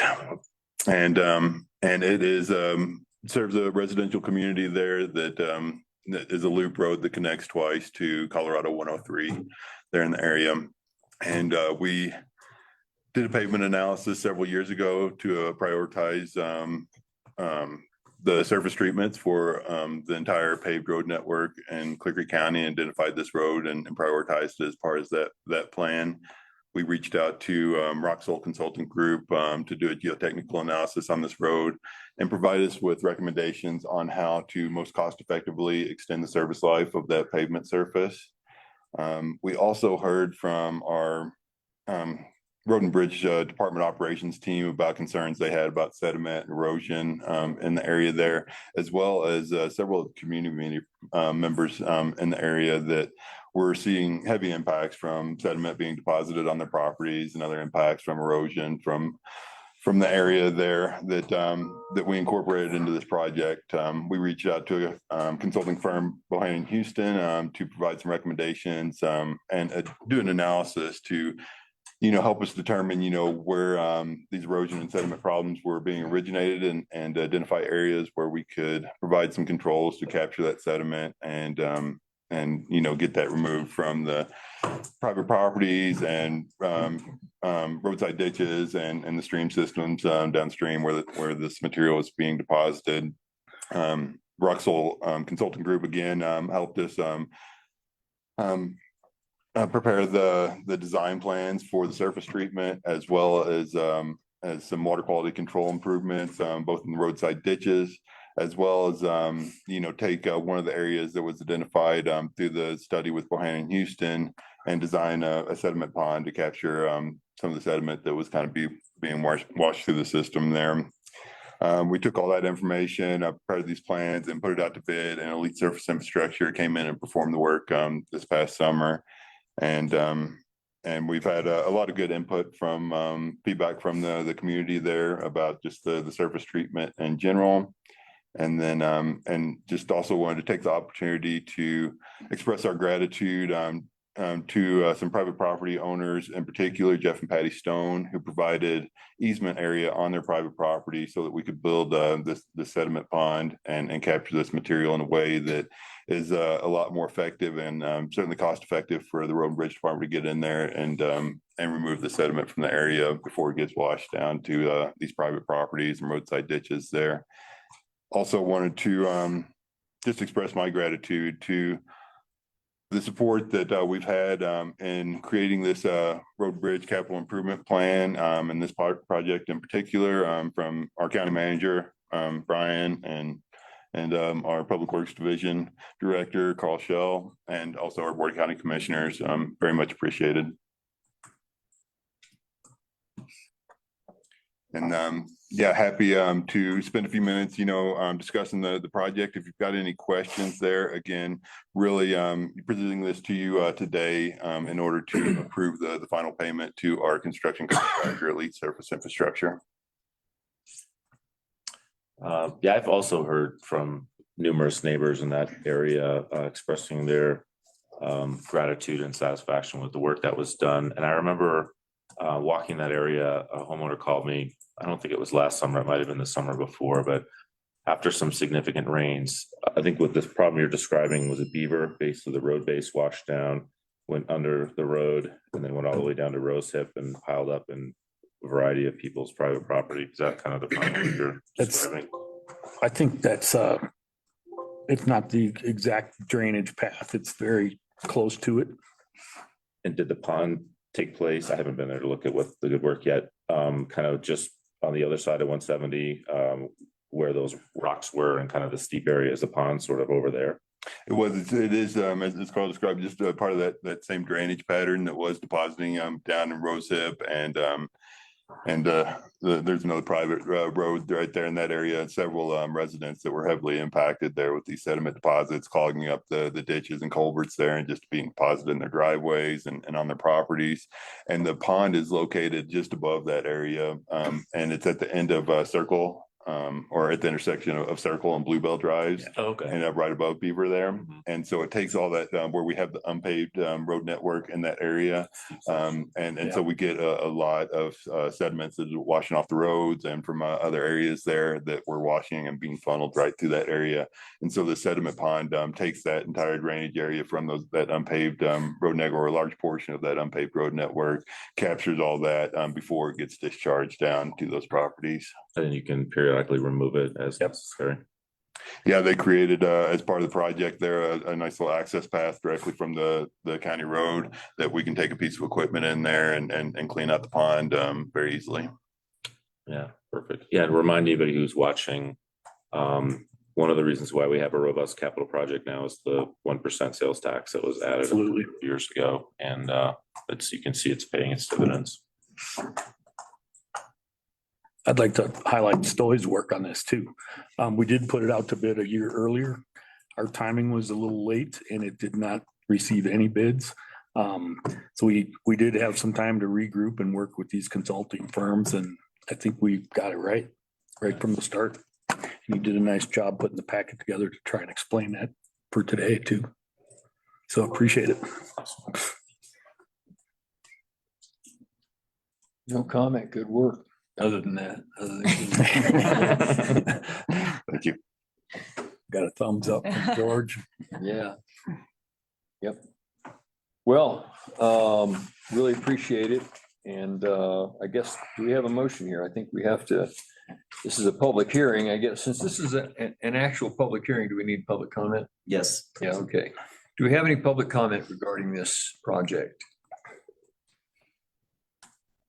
No one in the room? No one online? No one's raising their hand. Nope. Okay. Do we have a motion?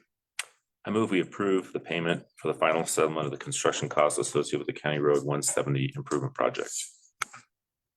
Second. We have a motion to second. All in favor? Aye. Aye. Aye. The motion passes. Thanks again. Thank you. So the next item on our list, we're running 10 minutes late, is consideration of approval of resolution 23-65, resolution in appreciation of meritorious service by Frank Young, founding father and member of the Clear Creek County Open Space Commission. And if you'll excuse me, I'm going to go to agenda really quick and jump onto that verbiage because Here, I printed it. Let me grab you that.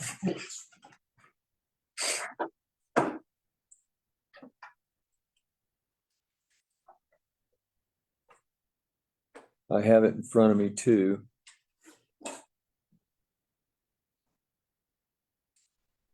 That's right, this one. Yeah, I've got it here to read, but I have a copy of it here too, but okay, thank you. So I will read the entire resolution. Frank Young is a person who has been here since the 80s and who has been a really tremendous asset to the community in a number of ways, most of which I'm sure will be covered in this resolution. And I'm going to read the entire thing right now. It was with great sadness that we lost Frank recently. And So here goes, resolution 23-65, resolution in appreciation of Clear Creek County Open Space Commissioner Frank Young, 23 years of meritorious service to Clear Creek County. Whereas Frank, better known as the free spirit of our forests in the county and the Clear Creek County Board of Commissioners, desires to publicly recognize Frank's continued dedication to the county constituents and to past county commissioners. And whereas Frank contributed far more than just his time on the Open Space Commission and the Historic District Public Lands Commission, but was also the county's local BLM forester for over 30 years. And whereas over his many years of service to Clear Creek County, Frank could share with anyone more history, knowledge, and fairy tales of any geographic point in the Clear Creek community. And whereas county employees learned quickly to engage Frank whenever a new project came to the table and obtain his history and thoughts before making any formal opinions. And whereas the current and county commissioners wanted you to know, Frank, that we remember everything you did. The founding fathers came forward in the year 1999. They requested the people's vote. They requested the community align. Do not forget our first vision. Do not forget why we first came here, to look forward to our future and redirect where we may steer. To form a like-minded tribe, to look at places all around, to find and share these special sites, the county's precious hallowed ground. This group was carefully chosen. They were geographically composed. They may have been very different people, but they all arrived unopposed. It did not take long for this group to choose their guide. Any differences between them were all put aside. At first, it took a moment. Then Frank showed us the wooded Anna. And once the news had traveled west, next came the open field of Arastra. And slowly became quickly, and building lots became acres. And Frank led us to the crown jewel and got the watershed from the takers. Frank showed us mountains and streams and whitewater parks. Frank showed us trails with bikes and partnerships with Monarch. Frank helped with outdoor uses and a path for a greenway. He shared magical stories of history along our two scenic byways. Whereas Frank ran away to his happy place before we could properly thank him, so we hope these words will make him smile in his forest heaven. Now therefore be it resolved that the Clear Creek County Commissioners adopts this resolution of appreciation for meritorious service performed by Open Space Commission founding father and chairman Frank Young, and be it further resolved that the original copy of this resolution be presented to Frank's family and the Open Space Commission, and that this resolution become part of the permanent records of Clear Creek County. And be it even further resolved that we know you are watching us care for the Clear Creek countryside, and we will help keep you in our thoughts as we do so. Adopted this 19th day of December 2023 at a regularly scheduled meeting of the Clear Creek County Board of Commissioners. First off, I just wanted to confirm, Beth, were you involved in producing this resolution? Thank you so much. I think you did a wonderful job of honoring Frank's legacy, and it's very well done. I'm sad that we didn't get to say goodbye to Frank, but I think he got hauled out of there with his boots on, which I think is what he would have wanted. But he's an example for what longstanding commitment looks like. I mean, he started in 1999, and he was always involved. He always led from the front, and he had the deep respect of everyone he worked with, myself included. Yeah, agreed. He was never once, he was a very courageous individual, and never once afraid to tell you what he thought. If he was thinking it, and it was important to be said, let me say that. He didn't waste a lot of words, but if he thought it needed to be said, you were going to hear it. That's for sure. And he always stood up fiercely for the land and the people who shared his dedication. Yeah, I'll just add to that. I think it's what's been said has been said well, and I really appreciate this resolution. In 1999, when the Open Space Commission was created, I think I was in 8th grade. And I can remember that campaign. I can remember the words that were said then, and that's kind of what I want to highlight is that's a long time to volunteer for something. Sean, you said it. It's a level of commitment and a duration of commitment that is absolutely exemplary. The thing I really want to highlight, and you both have said it as well, is that in addition to effort, Frank showed a ton of courage. Frank was very articulate.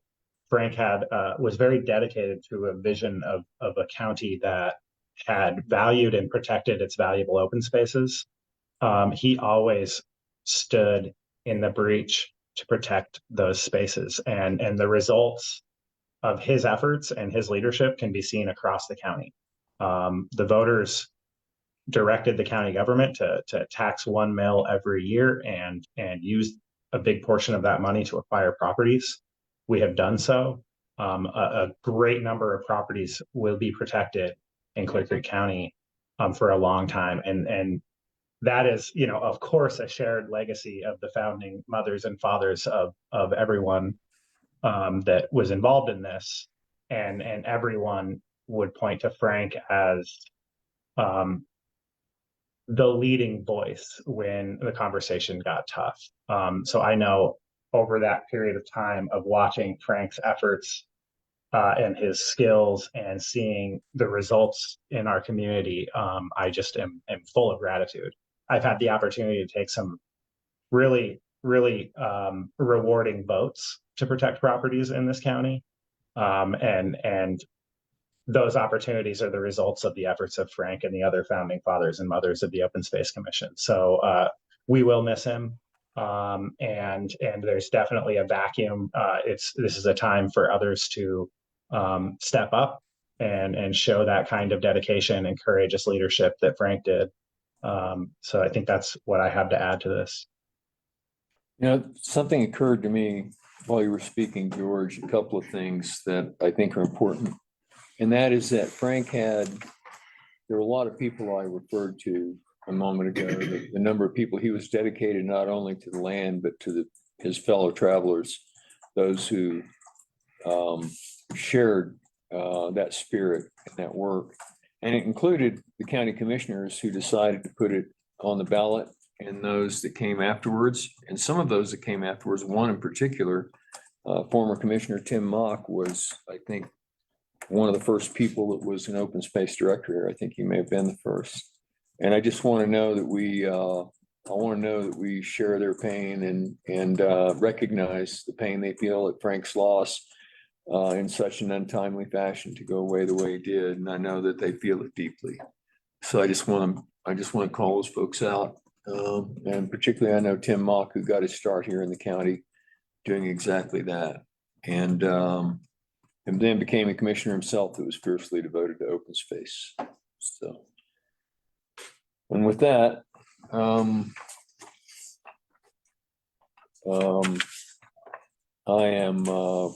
would love to have a motion. I move we approve resolution 2365, resolution of appreciation of meritorious service by Frank Young, founding father and member of the Clear Creek County Open Space Commission. Second. We have a motion, a second. All in favor? Aye. Aye. Aye. Motion passes. So good, I'm getting it that for my last meeting. I have to remind you. So we now have a work session to discuss the St. Mary's Glacier project overview with Melissa Sherburne and Tom Glass. And is Tom online today, or is he? He's online. He said he's in the parking lot of the Zoom.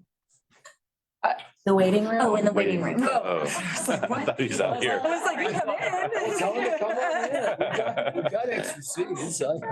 I crossed him over. Perfect. Do you want me here or here? Right there is fine. Okay, you can sit. Great.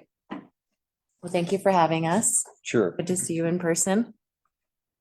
Sorry it's taken so long to get you folks in. I know you've been trying to communicate with us for a while. Absolutely. No, we understand. Agenda, so. Yeah. So we did send a presentation, so whenever you're able to, that up, it'll just kind of guide our conversation, and Hi, Tom, can you hear us? I hear you fine. Can you hear me? Yeah. There he is. That's Tom Glass. I remember him. Loud and clear. Feel like a day older. Me either. That's the bad news for me. I looked this old back then. All right, I'm pulling it up. Sorry, I didn't know there was a Okay, it's presentation. just 4 slides. Which doc would you like us to pull up? The presentation doc? Yeah. Presentation final? Yeah, that sounds great. In the packet, the problem is there's 377 pages in the packet. That's why you use the HTML. Or the PDF. Okay, I've got Yeah, the PDF's fine. There's I've got it. special about it. Well, then I can just click on for some reason, my PDF doesn't link, so I've got to use the HTML to get to it. Is this And it? scroll to it. But, you know. No, that's basically the same information, but the PowerPoint would probably present better. Yeah, there you go. Okay, perfect. It's only 3-4 pages. Well, you want me to carry on? Okay, so I'm Melissa Sherburne. I'm with Western Land Group. I'm based in Frisco. And so I'm joined by Tom Glass, who I think some of you know. He's founder and president of Western Land Group. And we are a public lands transaction consulting firm, essentially. We do a lot of land exchanges. That's really what we're known for, but we do a lot of other types of acquisitions with the federal government, with the state government, with local governments, that oftentimes, good segue from your last item, result in conservation. And so this is one of those items. We have a client that if you go to, let's see. Yeah, that's perfect. Okay, so you all are really familiar with this area. Actually, if you can just kind of reversed, just to give you some context here. You all know where this is, a very prominent piece of land. Our client owns about 373 or so acres surrounding kind of the key recreation area and into the national forest. And so the private land is kind of interspersed within the national forest. It's contiguous to St. Mary's Glacier and kind of that popular recreation area. And if you go to the next slide. Can I ask a question about? Yeah, sure, jump right in. And it's just one because I've had some constituents ask me about Sure. this, wanting to know. Yeah. It says eliminate that number 4 on the last slide says eliminate the possibility of future development on these lands. And that includes all the entire lands. Is that correct? Exactly. So essentially, the idea there is that right now they're owned by a private landowner, not to say that that person would develop them, but in the future, there's no guarantee. So currently there's no conservation easement on the property. So it could be subdivided just like any other piece of county land. And so if the land. Same landowner who attempted to put a ski area there in our not distant past. He has owned it for quite some time. So Tom, do you know the answer to that? Yes, it is the same landowner. Okay, I know what it is. My I know what it is. Yeah, and my question specifically was that this acquisition would then tie the entire, would protect the entire land. Exactly. And not be subject to a decision for a future subdivision for any purposes of divestment, correct? Exactly. I mean, essentially it would be a conservation acquisition. So yeah, go ahead, Tom. And while we're on this slide, on the top slide that you're looking at, that is a bristlecone pine forest that basically goes across the upper end of the property. From that location, you can look right into James Peak Wilderness area. That's what you're looking at here. You can also see Grays and Torrey's Peak and Mount Blue Sky from there. It's a commanding, incredible location. And I heard the ATV discussion. ATV users do use that property. On the second slide, you can see that long, skinny, how the glacier comes down basically in 2 areas down into the lake. And this long, skinny piece that you see in slide 2 is pretty much the property boundary. at St. Mary's Lake. It goes right down into the water. And I'm not sure where the near person is standing is on this property, but where the far person in a, it looks like a blue out jacket with a backpack, that area of the dam is also on the property. So just to give you a context of what's included, of course, it's the old ski area, but it also goes all the way up to the ridge where those bristlecone pines are located. Go ahead, Melissa. Okay, thanks for pointing that out. So if we go to the next slide, I just want to show you the map. Actually, go back to the map.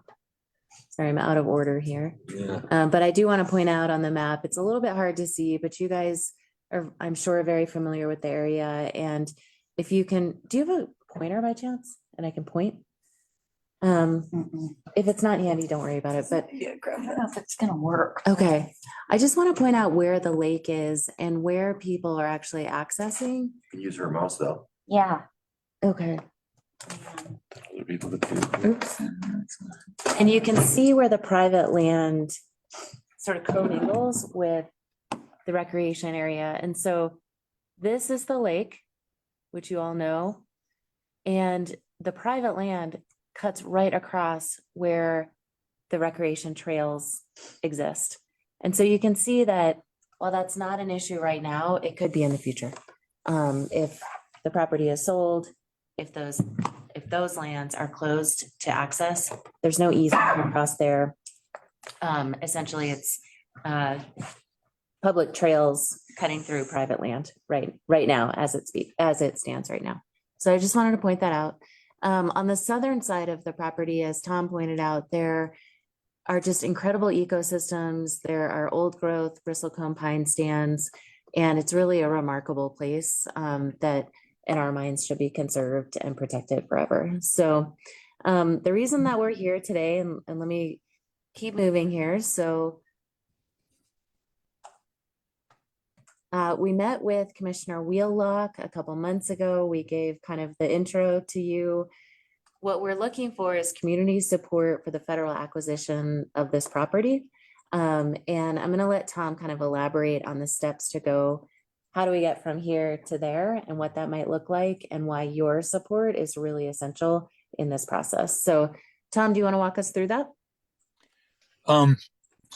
Yes, and I think before we begin, I should say that the property is currently listed for sale at a much higher price than what the owner would convey it to the United States for.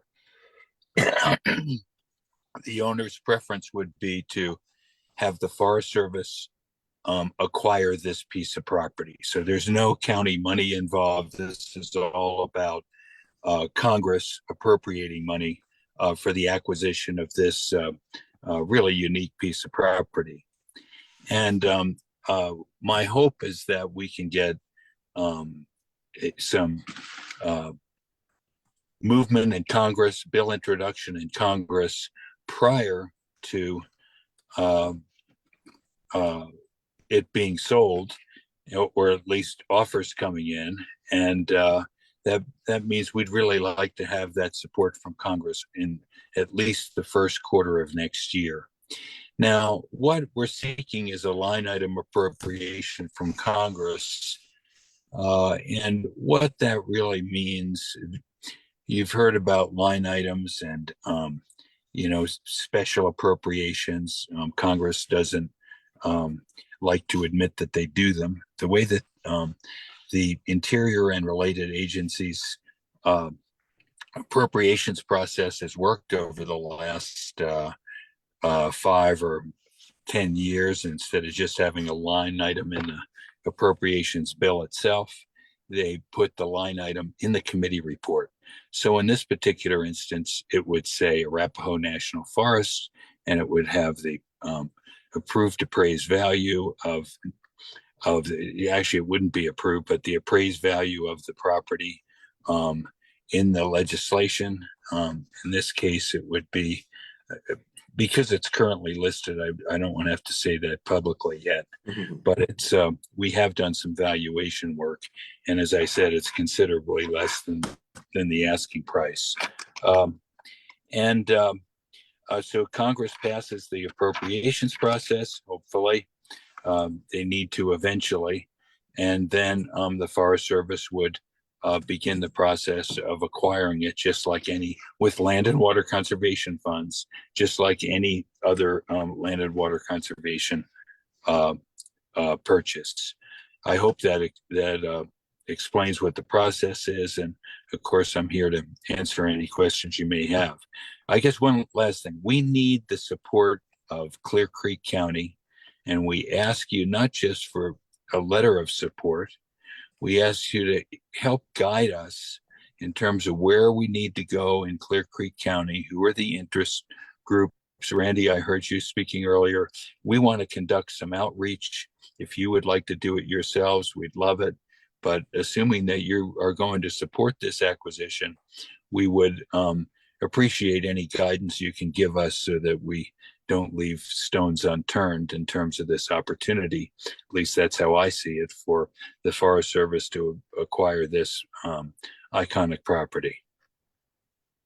Well, one thing that pops to mind in knowing who could be of support or not, or opposition on the project, would be what some of the future uses are, which is why I asked the first question of, is this effectively a perpetual conservation easement or purchase or ownership, if you will, not just an easement, but an ownership of the entire property, as opposed to something that could be divided into different kinds of uses for different portions of it, be chopped back off and given for some other purpose. And as long as, so you answered the first question, the second one then would be, as long as it all stays within that one conservation ownership package.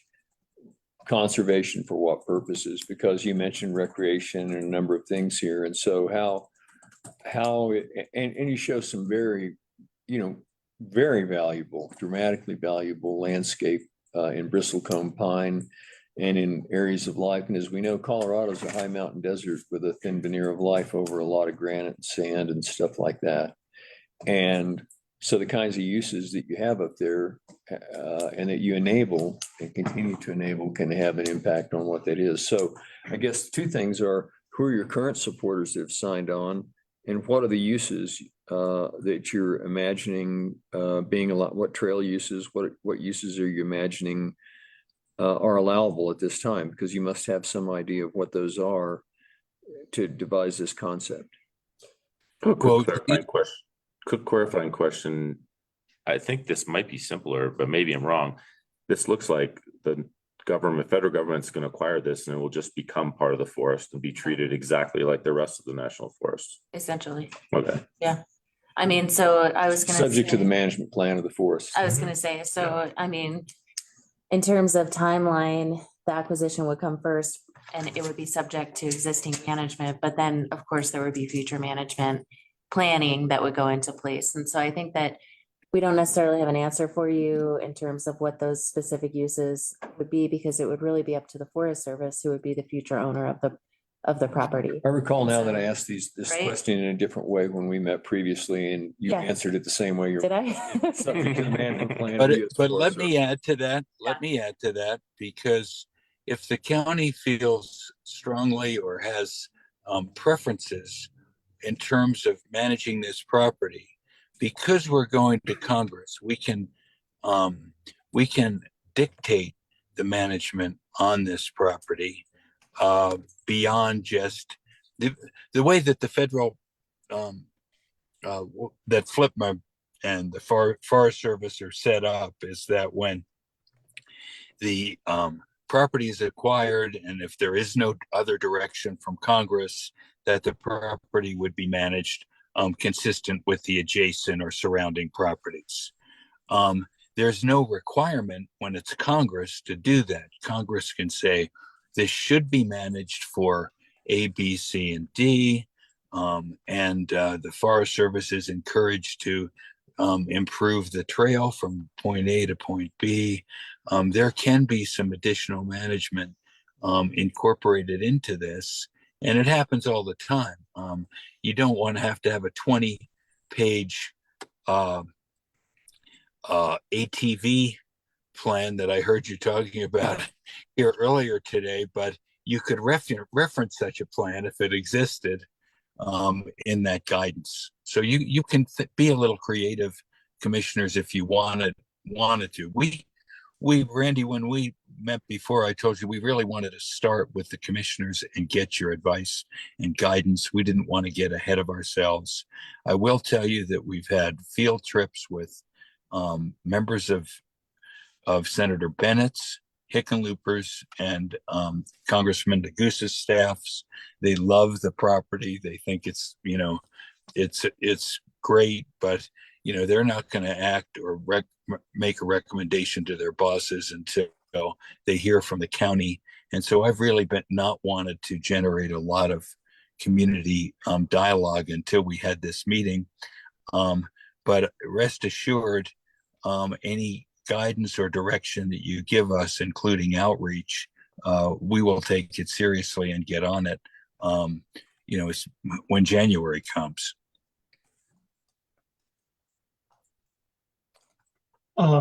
Some thoughts from me. Thank you for bringing this and for your work on this. It's very obvious that acquiring this property and conserving it would be a benefit to the community in my mind. With one of the things that I want to talk about is with one possible exception. There is, if you look at the zoning map of the parcel, there's a portion of this parcel that's currently zoned commercial that is adjacent to Fall River Road and very proximal to water infrastructure.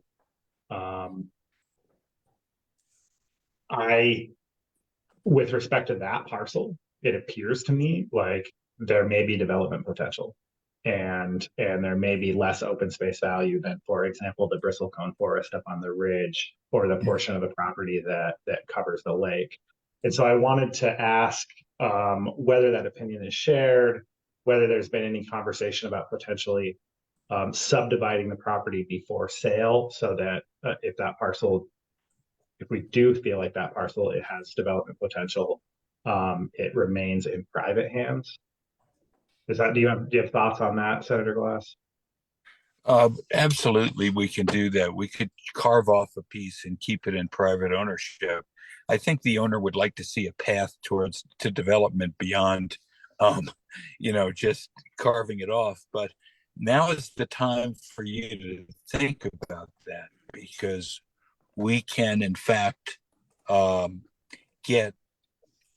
we can carve a piece off, and, for example, where some of the parking occurs today, that could remain private, or maybe you want it to be a trailhead and direct the Forest Service to further develop it.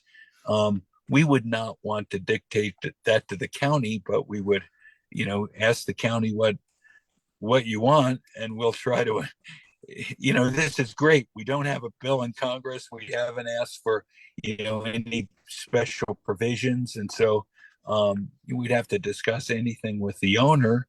But for sure, I can't say for sure. I believe that the owner would accommodate the county.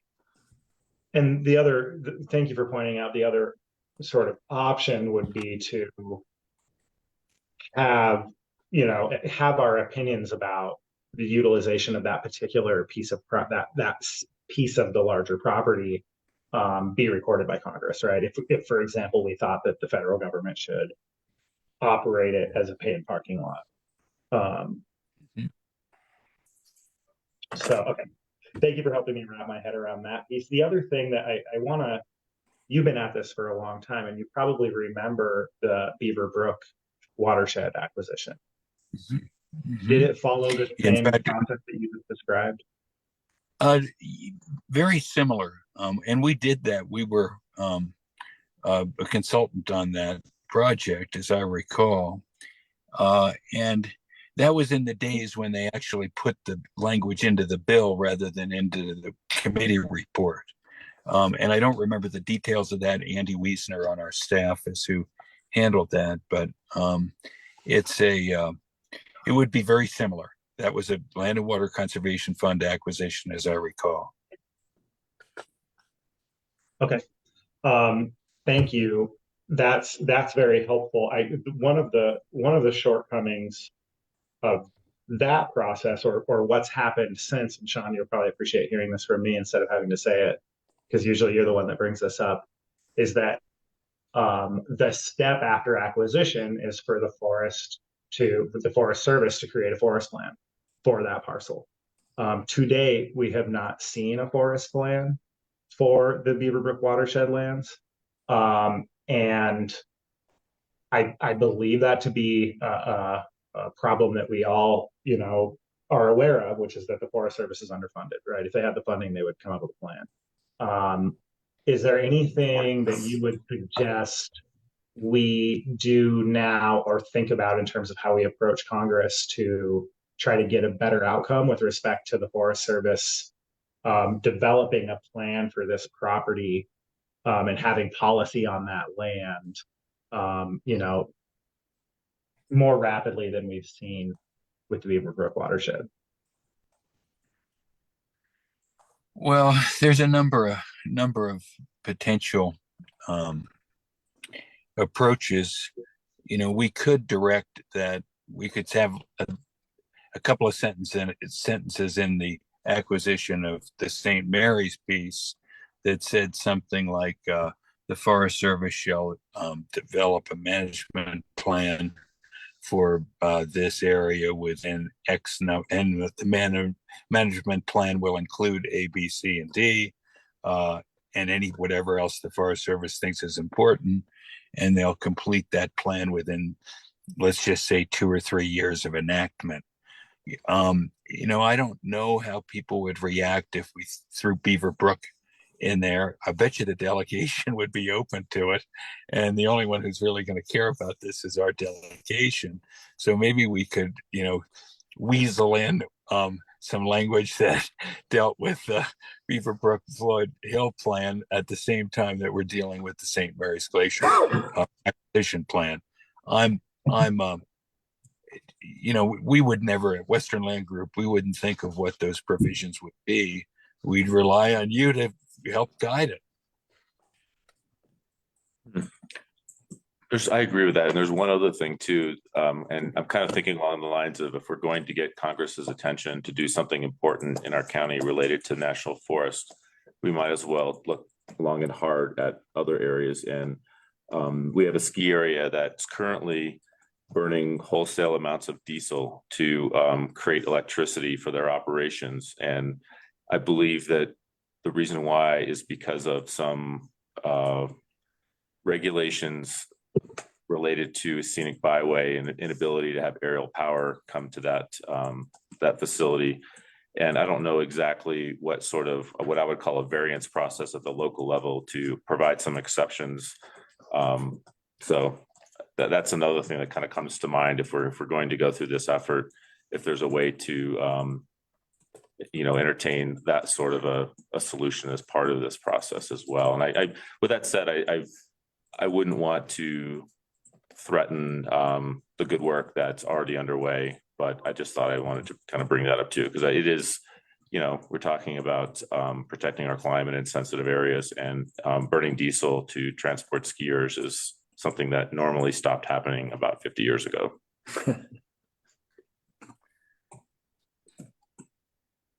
I mean, that's a little far afield for an appropriations bill, but again, if you had some guidance, your delegation is going to be very sensitive to you, and of course, Melissa and I would be more than pleased to provide whatever guidance we can in that regard.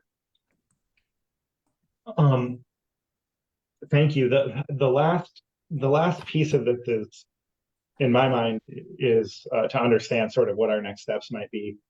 Do you think it's within the realm of possibility to not just secure instruction that the forest create a plan, but to secure an appropriation, like to secure funding for that plan, or do you think that's a bridge too far? I'm just thinking of the last several years, because I read those committee reports, not just the ones that we might be working on. If I've seen, special appropriations beyond the land acquisition itself in these bills. And I think I'd have to go back. I wouldn't want to be the first one ever, because then you're just sort of, you get into precedent arguments with committee staff.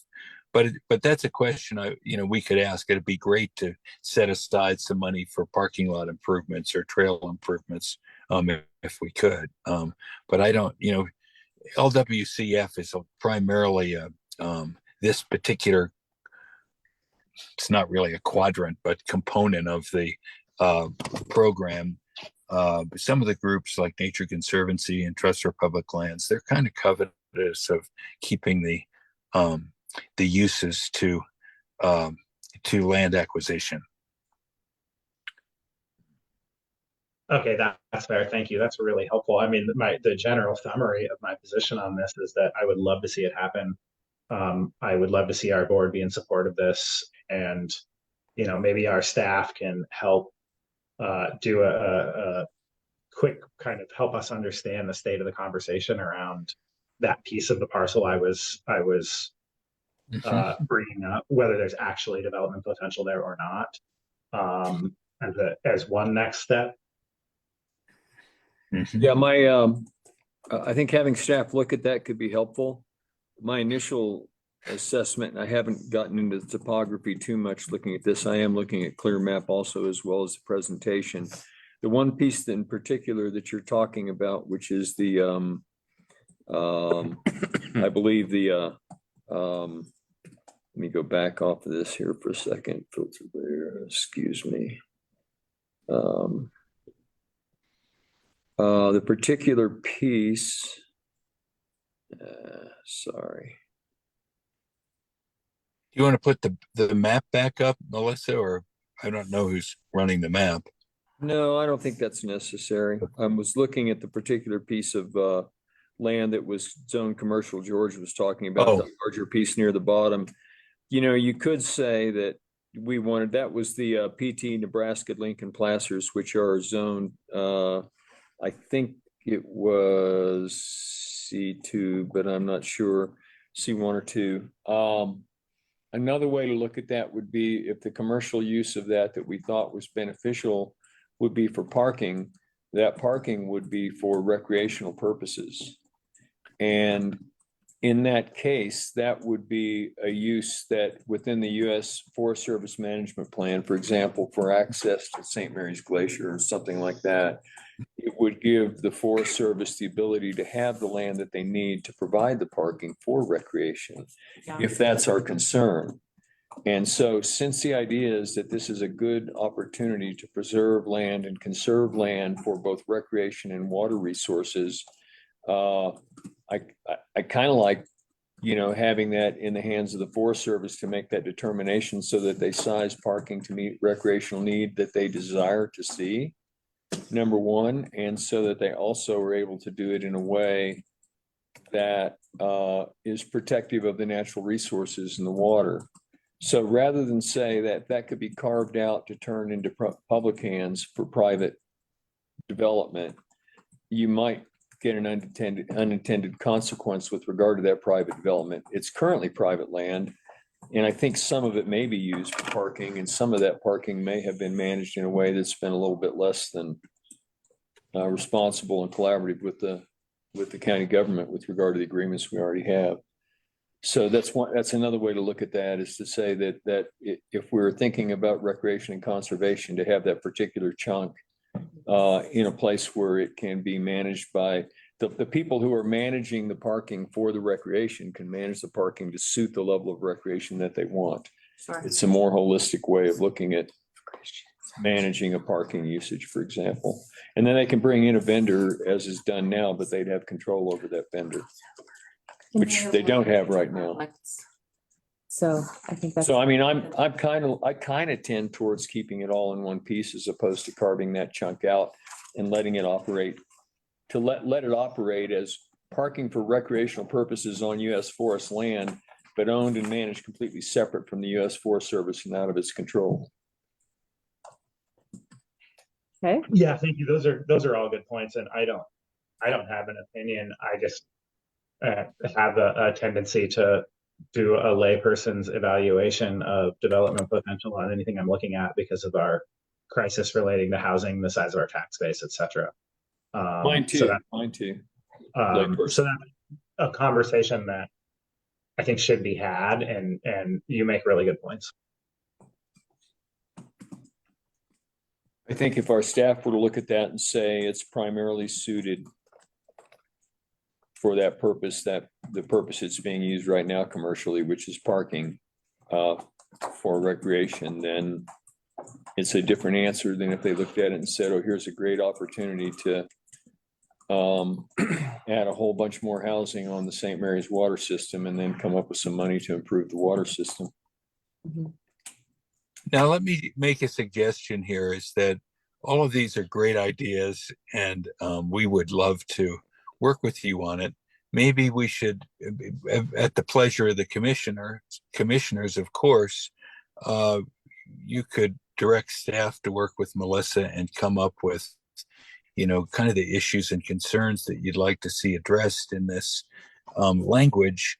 And ultimately you can incorporate that into your letter. I just wouldn't want to see any deal killers in the letter that all of a sudden, set off red flag. We're not, we would welcome any content unless we think that it's going to cause as I mentioned earlier, a precedent issue with the committee staffs. I'm kind of looking at this. Go ahead. I was just going to say, you definitely look forward to your guidance on that. And at this point, kind of flagging the areas where we might want to have some conversation, but definitely don't want to harm this project. I think Sean said it before, and I agree. Yeah, I think some just further wheels cranking in the head conversation. I'm looking at St. Mary's right now. I know one of the things they're hoping to do to use economics of scale to come up with the money to improve their water system is to sell more of the very, very large multitude of undeveloped residential lots that already exist at that location, that already have streets cut to them, so that they can add those and put them into service so that they can generate the fees to be able to improve the water system so that they can spend less time digging and unfreezing water lines like they're doing right now. And it could be that to add more residential capacity, as an example, to an area that already has a plethora of undeveloped residential lots sitting on streets would be oxymoronic and might even have a negative impact on the property values of those that already exist by adding to the lot of properties that's there undeveloped at this time. And so for me, anyway, my general thought I'm speaking as a layperson who has spent a life in construction and thinking about how to try to do that, would be a cursory review by staff to look at that, our planning staff, to say what is the real potential for that and what would the impact be on the existing developable land, and give us a quick read back so that we would know whether we were even interested in talking about carving a piece off and come to a determination pretty quickly, I think would be helpful. And then we could figure out what kind of letter to write and who to steer you to for the additional letters, That sounds great. Do you want me to follow up with a certain person or? I think following up with our staff, following up with our staff, and we might need to have a discussion about that, I can reach out to you. I'll work with our community development staff. And, okay. Do you want me to leave a card with you? Sure. Okay, I'll do that. Thanks. Well, that sounds great. Thank you all for. I have one having last us. question. Maybe you sort of answered it indirectly, but what can you say, if anything, about the seller's intent? And I'm kind of sitting here as a entrepreneur and capitalist wondering why somebody would sell something for below market value when it's marketable potentially in the commercial market as well.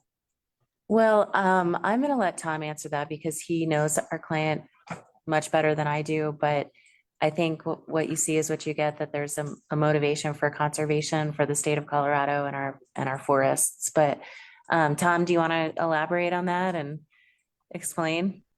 I mean, his main motivation for selling, period, is that, he bought that property to turn it into like a US ski team snowboarding center. And it was, very exciting idea. He's someone who, he's getting, I'm going to paraphrase him here. But he's getting to an age where he doesn't want to leave his heirs with assets like this that no one knows what to do with. And that's his motivation for, putting it on the market. And his,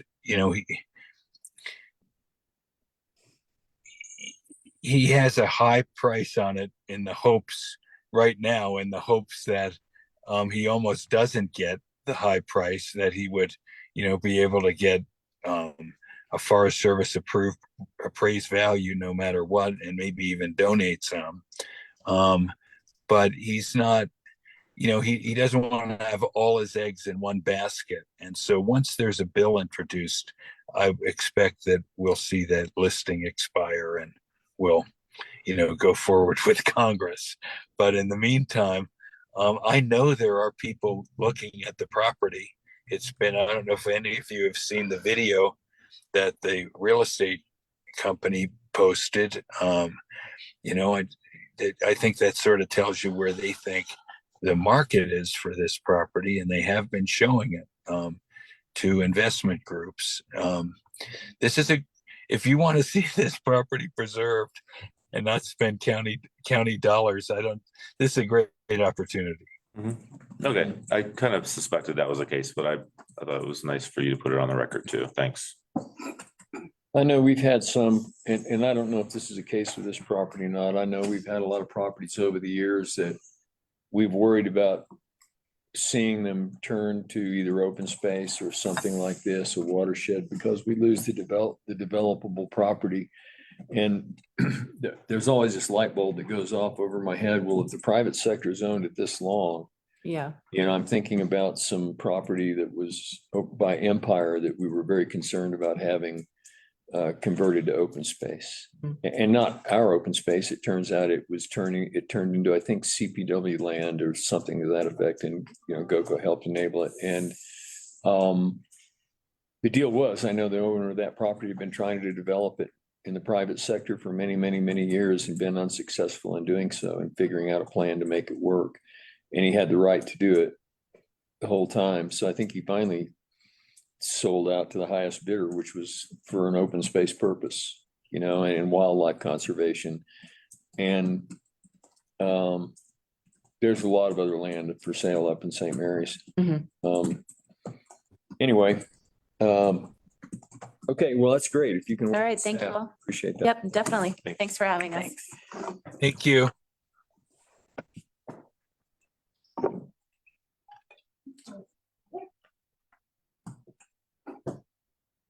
Okay. Next item on the agenda. It is now 11:15, I believe, and we are we have an interview for vacancy on the Clear Creek County Planning Commission with Dave Christensen. I'm not seeing Dave. He's not there. No. But he could be under somebody else's Zoom. Dave Christensen, if you're on, raise your hand. If he's not there, we have I do see Miles. Yeah, you could always jump to Miles. I was just gonna. Okay. Let's do last call for Dave Christensen. And if we don't see him, let's jump to Miles and come back to Dave. Okay.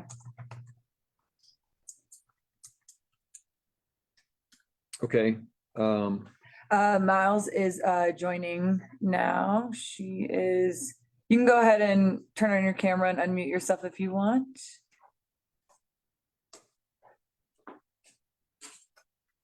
She's there.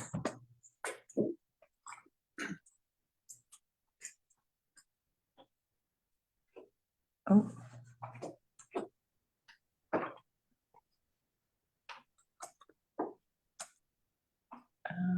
Can you hear us? I can hear you. Can you hear me yet? Yeah, we can hear you. We just can't see you. Okay. My camera started, but let's just see here. Okay.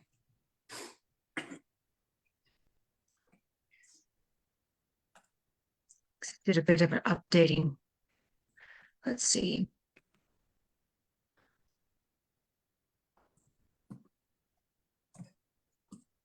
Hmm.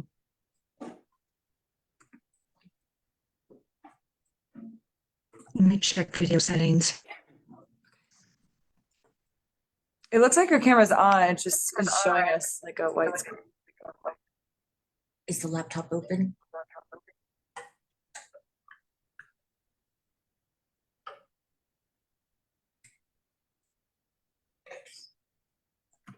Maybe just ratio. I don't know if that's going to do anything. Okay. It's up to you guys if you. Let me just move on. Yeah, I don't need camera. Okay, cool.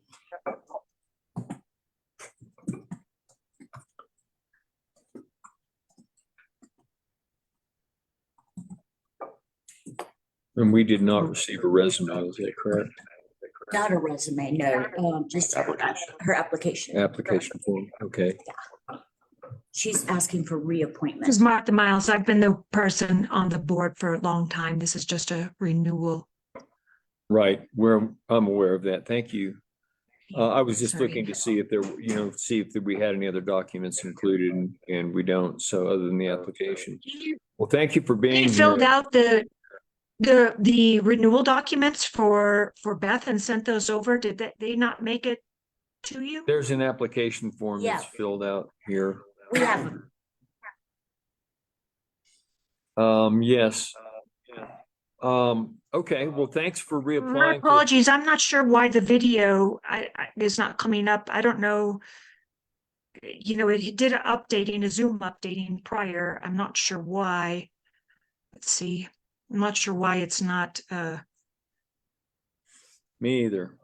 One thing you might try, if you go down to kind of the lower left and pick your camera where you can kind of turn it on and off and click the drop down. Sometimes you might have more than one camera in your devices. Right. That's the only thing that I can think of other than having your laptop Yeah, open, I can camera pointing at you. do I've stop gone to video Zoom. and maybe start.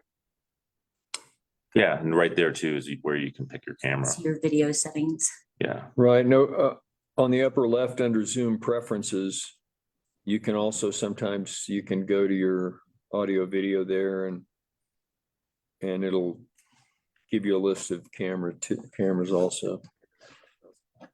But we can also continue with audio only, and I have no problem with Yeah. that. My back in the day. apologies. I'm not really trying to be stealthy here. It's okay. So, Okay, well, thank you again. Thank you for reapplying for the Board of Adjustments. Appreciate the fact that you've done so. How many years have you been on the Board of Adjustments now? I think I'm more than a decade at this point, I think. Okay. And have you found it satisfying? Do you enjoy the job? Yeah, I mean, I really like to, continue to serve the community in this way. I find that, we're continuing to see lots of people and, I really do enjoy, continual community engagement. And I think it's, also important, more than 10 years ago, I think we had a few more females involved, but in past years we haven't had. Also, we tend to have people more directly involved in, let's say, careers that are related to building or things like that. Myself, I'm not. So, I like to continue to serve the community, and also I like this idea of continuing to, represent diversity of, not only of, the community, but also of thought and types of persons. And I really enjoy it, and like the opportunity to get to meet some of the new people that are coming into the community. So I still find it very rewarding and a great experience, and I'm very happy to continue to serve the community in this way. Good, thank you. One of the things we try to do, and the reason we were having these, we didn't, until the last year or two, we haven't done these reapplication, or we haven't done these applications and these requests for interviews with people who want to be reappointed. We do it not only to make sure that we want to reappoint them or that they're happy where they are. As a matter of fact, that's almost the lesser goal. The greater goal is to be able to download and hear your thoughts about how it goes working on the Board of Adjustments and also what we can do to help make that better. So it's really it's not just us evaluating the applicant, but it's about having the applicant help us evaluate the process and the way we work at large. So can you offer any, do you have any thoughts about how the board operates at this time and maybe how it could be made better in any way, or just any comments about it at large? Certainly during, the pandemic, I mean, we had to, pivot and make the meetings, remote. But also, considering that, we, in our community, we do have difficulties with weather and travel at times. Knock on wood, we don't have any, real challenges coming up here in the holiday period, but it is often a challenge, and I think sometimes maybe something that's some of the community members might see as a reason to not want to join a board for reasons of travel. But now that we have this process so nicely worked out, and as such as I'm joining here today, that does offer a nice way for people to join. Although, we do feel that very often, we do want to have some of the meetings take place face to face and also get to know one another. And, certainly for, at least some of the cases have that opportunity for, more, personal interaction, to go over a lot of the documents for cases. But, for times when there may be challenges, or perhaps people's jobs or lives or things like that might not afford the opportunity to come in personally, it does open up the ability to still be involved with the community and be part of a board and serve in that way. So we like to really let the community know that. But of course, we want to make sure that people really are part of the community and reside primarily, of course, within Clear Creek County, and really want to be active and part of this community. So I think it's important that we do let the people that might be interested in joining the board, that for those times maybe when they are traveling, that we do have that possibility. It isn't something we used to have. That said, we do want to make sure that if they are going to occasionally access that as an option to join meetings, if they are going to be considered being part of a board, that they do have sufficient means to access a meeting, because we have had of course times when we have people needing to join a meeting and they don't really have an appropriate plan or sufficient, let's say, access to join a meeting reliably, and that takes a lot of time extra from a meeting. So just to really let people know that we do have options if they can't join every meeting, should out of town work or family options or things like that require them to be away. So I think that's a point. And also I think that we do want to really continue to try to really attract people from just diverse backgrounds, letting people know they don't need to be part of, let's say, from a background in building or from a background in any of those types of professions. They can be school teachers. They can be, really just from a wide variety of backgrounds, that we really want to attract diversity. I think that really the diversity is what I see really enriches the board, and, really enriches our conversations and the way that we, of course, first and foremost, applying the laws and rules that we have, before us. But it does really help enrich us when we, consider cases individually, and, we try to, offer, new members of our community, suggestions going forward or things to consider as, new cases are being brought before us. So I really think that those are just things that I'd like to see us continue to highlight, especially as we reach out to, for new members to come into it. At this time, we're operating under 5 members, and we don't have any alternates. And I know that you're also maybe looking at a few alternates. So, maybe as we're continuing to look at new alternates coming into the board, I'd really hope that the commissioners take that into consideration. Well, thank you. Appreciate that extensive comment. George, Sean, any questions? You've answered most of my questions, and you've answered this one too, but I'll say it anyway.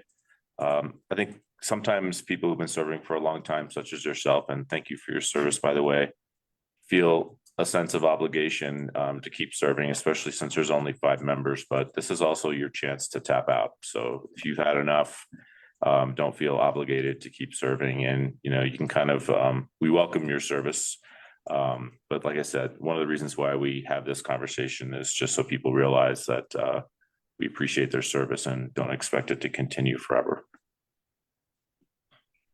No, I appreciate that, and I feel very comfortable, and having done quite a bit of, let's call it, philanthropy in different kind of areas, or let's say service. I would feel very comfortable if I felt in any way, burned out, or if I didn't have more to, let's say, an open willingness to continue to serve in this capacity. I would feel very, comfortable sharing that with the commissioners, but at this time, I very much would like to continue. Perfect. That's all I have. George? You've already answered most of the questions I've had. I mean, I wanted to ask your evaluation of the, diversity of representation. You covered that. I'm actually grateful that you just brought it up yourself, because it's important to me and the others on this board as well. You addressed how you sort of stay engaged and the value that you think you see in this. I do agree that having sort of non-expert voices is very important. As I view it, your job is to sort of try to know the values of the community and where we can give. Maybe the last question that's on my mind is, in your 10 years on the Board of Adjustments, you probably have seen some repetitive requests, and maybe even developed some opinions about our codes, and where you're seeing our codes sort of regularly create problems for people. I'm curious if you have any thoughts along those lines, as you've gone through probably a lot of cases over the last 10 years. I guess not so much an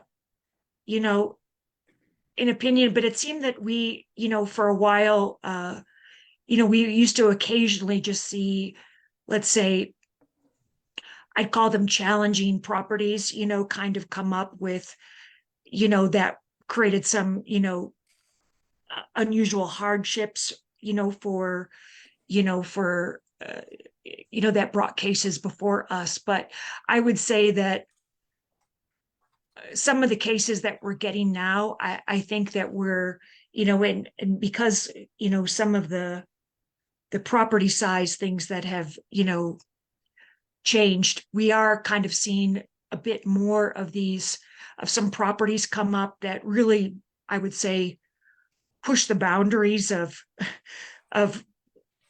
really push boundaries for road and bridge and push boundaries for, people and create some, some real challenges. And, I don't think that that's, I think a lot of times that's kind of created by, what we usually see, right? I mean, we see, let's say people, buying properties, sight unseen, and not really maybe understanding some of the unique mountain characteristics that, those of us living in these areas, know all too well. So, that's a hard one. It's not really that probably we can do anything about it. I don't know that there is really anything, legally or anything that you can do about, getting more disclosure, on some of these sight unseen purchases. But also I guess some of these properties actually passing, what is required for financing. I mean, it's probably a little bit surprising, but I mean, who knows? Again, that's not something that we can really, cover. But if there is, if there is something, or maybe there are some ideas that the commissioners are discussing, but if there is some kind of a disclosure or something, or suggested something, I don't know. I mean, certainly that might help a lot of folks, because, we do continue to see some people buying some really challenging properties and getting into some difficult situations. Probably that's increasing, and probably more of these challenges with people, sort of wanting to kind of get on this Airbnb kind of a thing, or, whatever. And also, not really realizing that maybe we're not a community set up with some of the services to serve some of those kinds of properties. I mean, you can't really, let's say, have a property on a road without plowing service and expect that you're going to Uber your way up there. It doesn't really go together. But, a lot of those things, I mean, there's the bit of the caveat emptor, but I would say that we are seeing it seems that we are seeing a few more of those. And a lot of that really is weeded out before it ever comes before the board. But I would say that it does seem like more and more of those kinds of properties are getting sold, lately. And maybe that's dying down, because of the, post-pandemic. But I would say that there has been a bit of a rise, and there for a while there, at least there's been kind of a rise in that. So I don't know if you all had a lot of that stuff before you. We have similar cases come to us, and thank you. That's really helpful to hear, have that reinforced this issue. I don't have any other questions. Thank you for coming. Okay.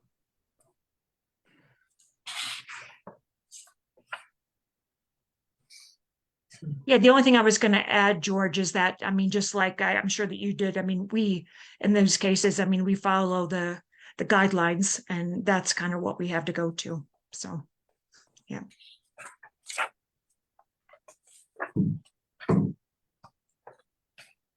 Well, I think with that, thank you for your time today. I really appreciate it. You've been very generous with it. We don't make the decision at the meeting where we have the interview, but we follow up very shortly afterwards with it at our next meeting, which will be January 16th. What's that? January 16th. January 16th. That's what I thought. Almost a month from now.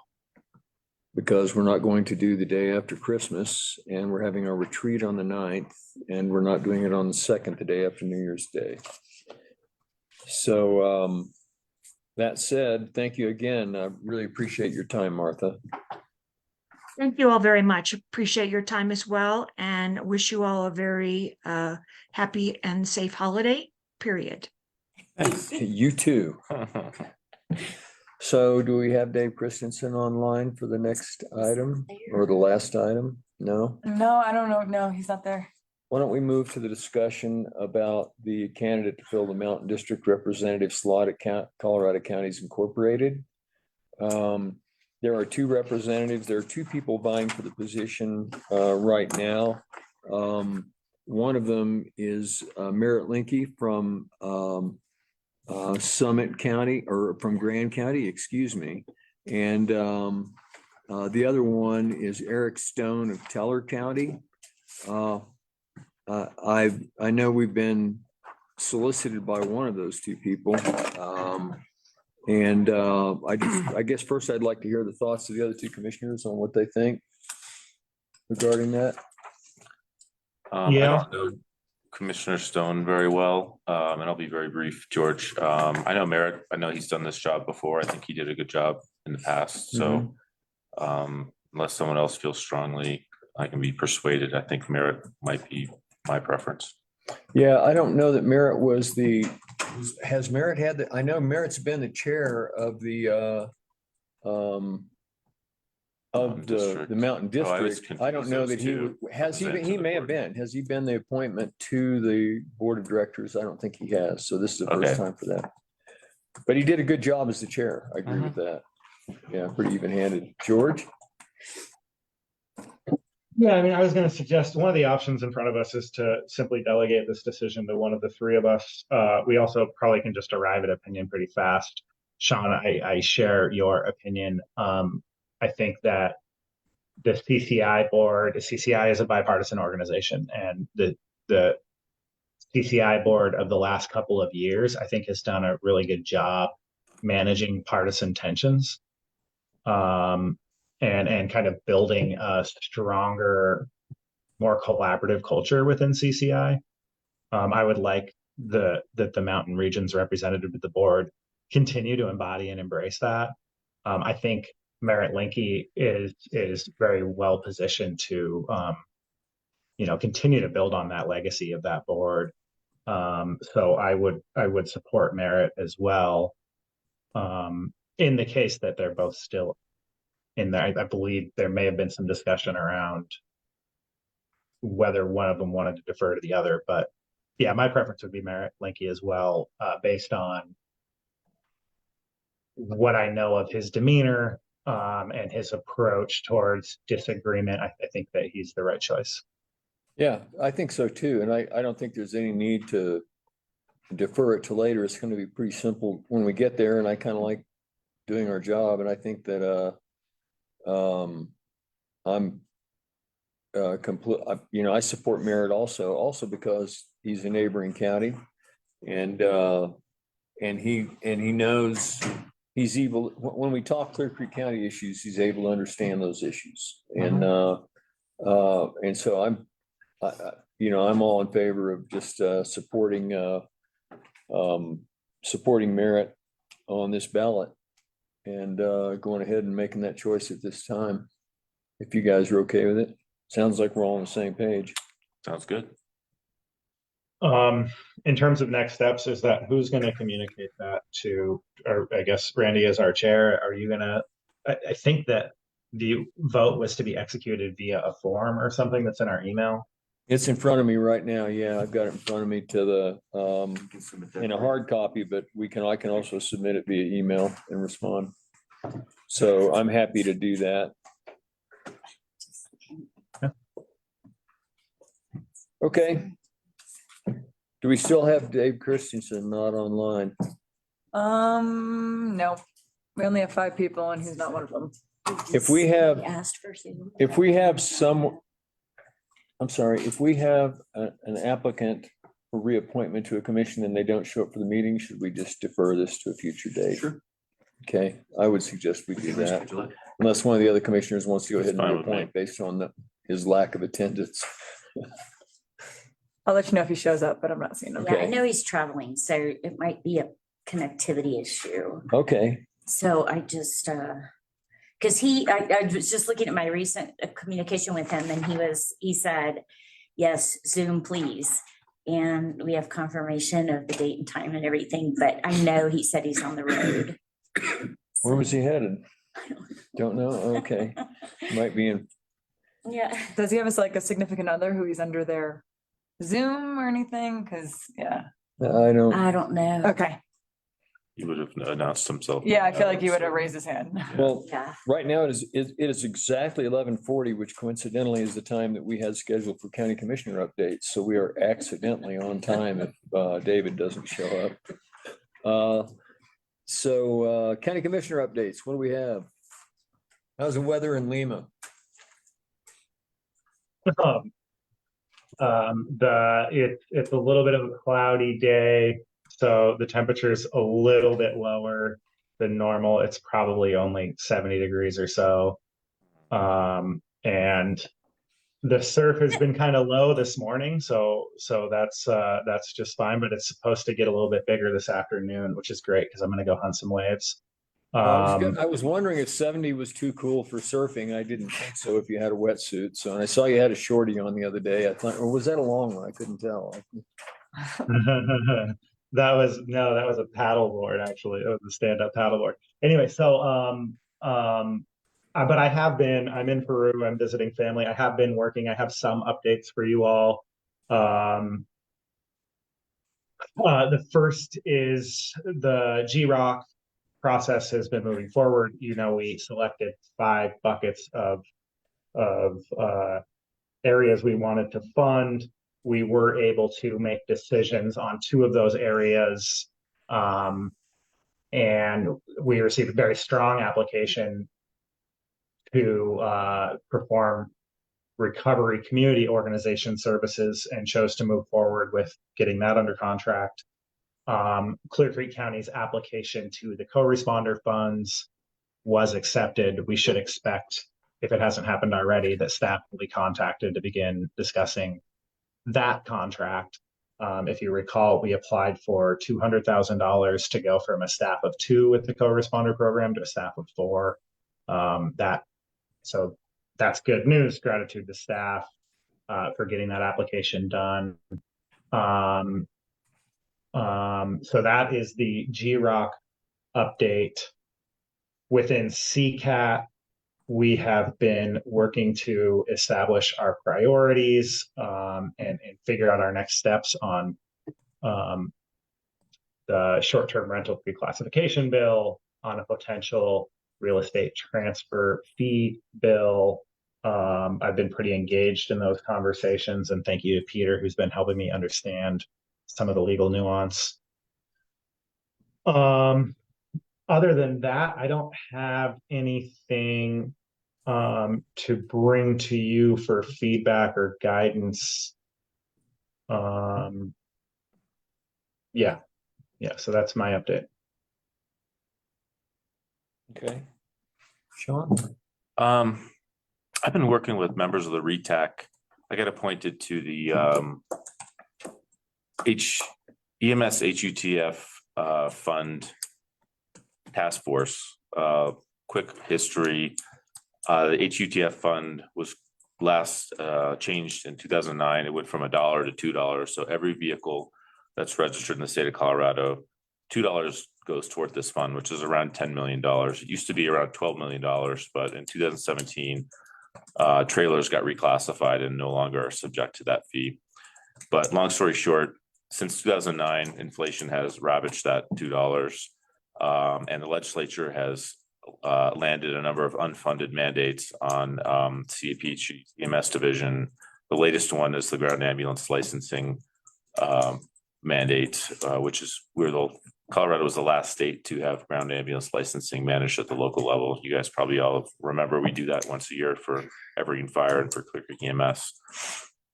But anyway, that's one of them. Another one was a peer support program that took place. There's also a regional medical direction effort that started about 10 years ago with very minimal funding. So long story short, this task force is tasked with coming up with a recommendation for SEMTAC. And there's a parallel effort working with legislators. Our state senator, Dylan Roberts, has indicated that he's willing to sponsor this, depending on exactly what comes out of the committee, or the task force rather. But and here's where maybe Randy and George, you can tell me what you think about this. What's happened since 2019 is the state's bureaucracy has grown slightly or more than slightly. These unfunded mandates have happened, and the state has carved out dollars from the grant program. And these are the grant programs that provide 50% match or even up to 90% match for some economically challenged local municipalities to replace ambulances, to buy heart monitors and other expensive equipment. And that fund has dropped by more than half as these other expenses have been created. So my thought process is that we should kind of, and the conversation is, should the $2 go to $3? Should it go to $4? There's some people who are even talking about making it go to $8, which I think is probably politically untenable. But my thought process in terms of prioritizing it is the very first thing we should do is to make the state whole, because the state, the monster is going to feed itself no matter what. So you might as well acknowledge that and make sure that all these programs are funded adequately. The second thing I think that we should do is to restore all the local grants for local fire departments and ambulance departments and agencies, hospitals across the state. And then along with that, the RETAC, which we're a part of, and that's one of the things that we're probably going to need to do next year, is replace Ryan Monsu and the RETAC, maybe with whoever the new EMS director is. But the RETACs haven't received any additional funding since 2009. And there are people there working for $60,000 a year who are in charge of one of the 11 regions in the state of Colorado. And so I think along with restoring the grant funding for the local pool, I think the RETAC should be made whole on all the loss of purchasing power and possibly even a little bit more, probably more than that, to make it a legitimate, fairly paid position. And then the last thing is, and I think only then do we talk about new things. And one of the new things that I'm advocating for is the ability to have a grant pool to address co-respondent programs that are EMS based. And then there's also a push. A regional medical director is a physician who's responsible for overseeing the EMS system in their area. We're lucky in that we are working with very sophisticated hospitals like St. Anthony's Central that has the ability for them to invest and provide regional medical director time without charging anything as part of their cost of doing business. There are other small hospitals and rural areas that don't have that luxury. And as a consequence, they're not getting much coverage or time from the regional medical directors. So anyway, that's kind of my thought process. And I'm curious to hear if you guys have any additions to that, or if you're okay with me proceeding with that. I don't. I appreciate the work you're doing on it. Thanks.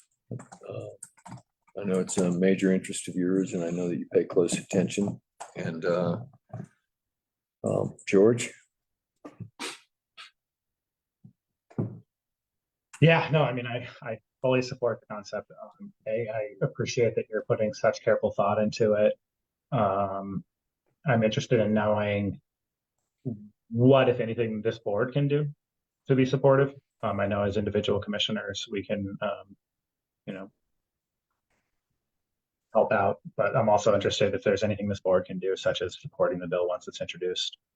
I would also just kind of a related thing is the possibility of asking the state to direct some of the funding from the tickets that are issued for people who violate safety rules on the peak period shoulder lanes to be directed to our first responders. That's more of a Clear Creek County specific issue. I'm not saying it should be incorporated into this bill. Just want to mention that's another sort of opportunity that is worthy of exploration as we look at the data that shows that local taxpayers are paying to provide first response largely to folks who are not local taxpayers in terms of property taxes. So, but I don't mean to distract. Thank you for the update. Fully support. Let me know what I can do to help. Yeah, thanks. And one of the things that I have recognized is that HUATF fee is not a perfect funding source for EMS statewide. Mm-hmm. And there's a larger effort that started with Senate Bill 22-225. I'm also a member of the EMS Sustainability Task Force. And that effort is to look for a more appropriate longer-term solution to fund EMS delivery, because one of the conversations is, should EMS be considered a essential service that has to be funded and provided? And I think it should be, but I only think it should be if there's adequate funding associated with it, and it's not just another unfunded mandate that's dropped on counties that don't have the resources to provide it. Gosh, there was one other thing I wanted to bring up. I've been representing us also on the stakeholder group for the fire authority evaluation. And I received that presentation, I don't know, the same time you guys did a few weeks ago. And there was a meeting of the different municipalities. And I think that the work product is really high quality. I think the recommendations make a lot of sense. I think we're going to need to go through a public process, probably very similar to the one that happened with the JeffCom decision. And I don't know if Brian, you have any additional updates to that, or George, you do, based on the meeting that happened with the Fire Authority Board. Yeah, I was gonna speak to that during my update. I don't know if George wants to say anything about his board meeting. I know he had one. Yeah, there was brief discussion about it on the Fire Authority Board. Of course, we would expect the staff of the Fire Authority, who've been trying to do a lot with very limited resources for a long time, to wonder whether we can accomplish the goals that are set out in terms of safety to the public and safety to first responders. What kind of funding would be necessary for us to meet those standards?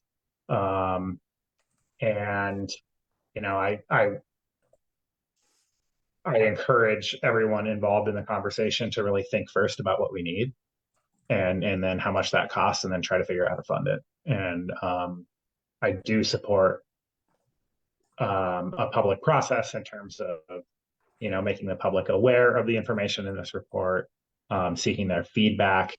It's a little bit of a different conversation in my mind than the one we were having, where the dispatch conversation reflected an opportunity to get better service at lower cost. This is more a conversation about what we think we can afford and how we might go about affording it, knowing that right now there is what feels to me like a pretty acute lack of preparedness to respond to fire incidents. So I think the public needs to know about that, and we need to know how they feel about the trade-off between spending dollars to keep people safe and keeping those dollars in people's pockets. Well said. I mean, it is definitely a different process than the dispatch conversation. Although I guess what I wanted to stress is that we have the same level of public engagement and transparency. Maybe the last piece of this is that I do intend to, for your benefit, get a recording of that Fire Authority meeting so that you can hear directly what was said. I think that will be helpful, and yeah, just look forward to seeing this progress. Anything else? Okay. I only have one thing to bring up, and it's a little complicated, and it'll be a bit more of a report in February, but I don't think it's really a change in county position. You've been aware for the last month or more now that the governor and Director Liu decided to make a wholesale decision about the use of the PPSL lanes. We've had a position that you have probably seen, that I know you've seen, that where I've issued a letter, and I've talked about it in the meeting here before, signed on as the chair of the CE and the coalition. We have not had a response to the letters. I can let you know that our positions were shared exactly by, so far, the director of FHWA for the region. The Speaker of the House was appalled that we hadn't had a response yet. The other officers of the CE and the coalition, ranging for the full West Slope, were also in support of our position on that, and that's why they signed on. And I actually have talked to some folks within the state administration and CDOT privately who have expressed with expletives, not very happy about the way that the governor and Director Liu did it and are aware that it's not within the keeping. The issue is not that they've broken and violated technically the hours and days, because they haven't yet, because the clock rolls over on October the 1st, but it's that the lane itself is a safety compromise every time it's open because the lack of a breakdown lane and the width of the lane and various reasons, and that it was arrived at and only allowed because it was to be built at all because it was seen as a temporary part-time, non-infrastructure, non-capacity solution to be only used at times of congestion, and using it as a convenience lane is not within the agreement between the federal and state government and all the stakeholders that were involved in it. All of that said, and the bigger thing is that the manner in which it was done was not collaborative at all. We learned about it in the news. And that's not the way we've been doing business in this quarter. And that's why we've had such resounding support from all the other folks around us, including some people on the inside who shall remain nameless from CDOT for obvious reasons because of who they work for. And so the bigger issue is that we maintain that level of support going forward. I also want to state that I am not, nor are any of us, against the extension of hours and days for the peak period shoulder lanes, as long as they are driven by data that shows an actual congestion need to do so, rather than just opening it up for convenience because there happen to be two cars in front of you going slow and a half a mile of open road in front of them. I mean, that can happen no matter how many lanes you have. And so we absolutely support mature, data-driven, scientific, dynamically variable management of that lane.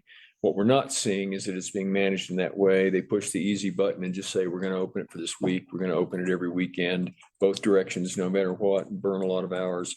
So it's not a real big deal because we do have a lot of wide-ranging support all the way around, but we are concerned about, honestly, the governor's and Director Liu's attitude that it's sort of their highway and they'll do what they want. They haven't responded yet. The actions that we're taking right now going forward are just to continue to shore up that support and maintain it and make sure people understand the technical reasons, to continue to actually display the behavior that we expect to see from them everywhere. We're working successfully with them still, like on the Floyd Hill project, over the collaborative effort in places like that. I do think that we probably, prior to February, should go ahead. We have not issued our own letter yet at this time.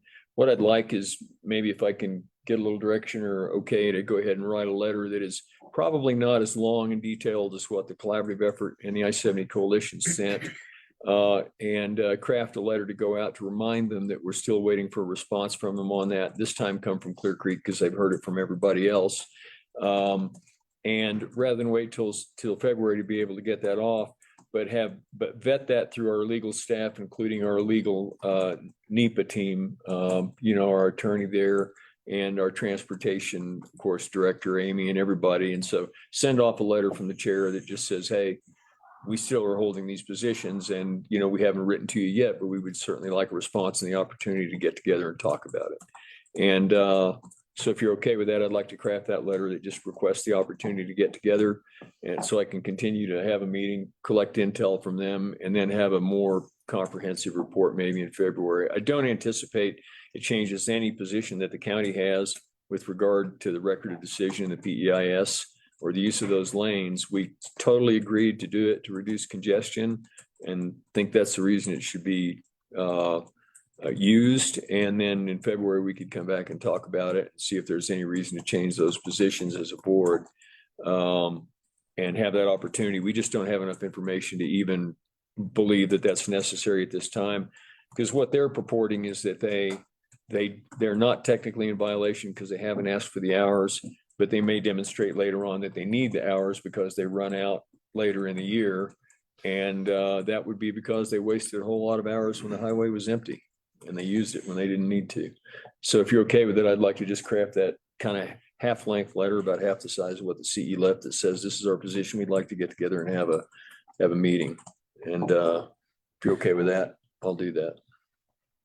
I think it's fine. I think we should recognize that it's likely we'll never hear from them. There might be. We've heard from them a lot in the past, especially when they need help. When they want somebody to go testify at the Transportation Committee or in front of the legislature, which I'll be reminding Director Liu of. And we did in one of those letters, as a matter of fact, we said, hey, we've been there for you every time you've asked, every time you need something. So anyway, that's all I've got for today. And do we have Dave Christensen online? Nope. I've Randy, before you move on, What's that, George? before you move on, on that topic that you just mentioned, we're talking about. I support that position. I support writing a letter.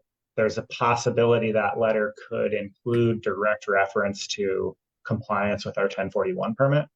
I believe we have a 1041 permit that sets forth rules. That's our authority. And I leave it to you all to decide whether including reference to that or not is appropriate. What I would really benefit from is if staff could help me understand the extent to which those actions are in compliance with our 1041 permit that we gave them. Go ahead. Sorry. That would be very helpful, and we don't need to discuss it now. I just would like to see that at some point.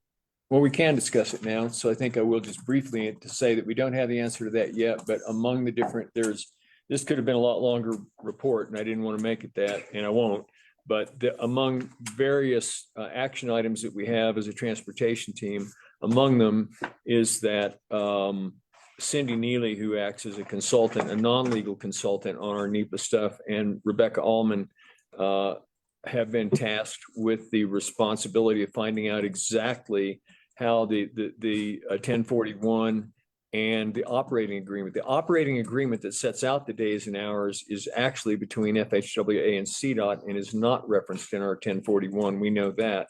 However, we need to go back through the 1041 and look at the exact language and understand how it might still reference the terms under which that lane was supposed to be used to begin with.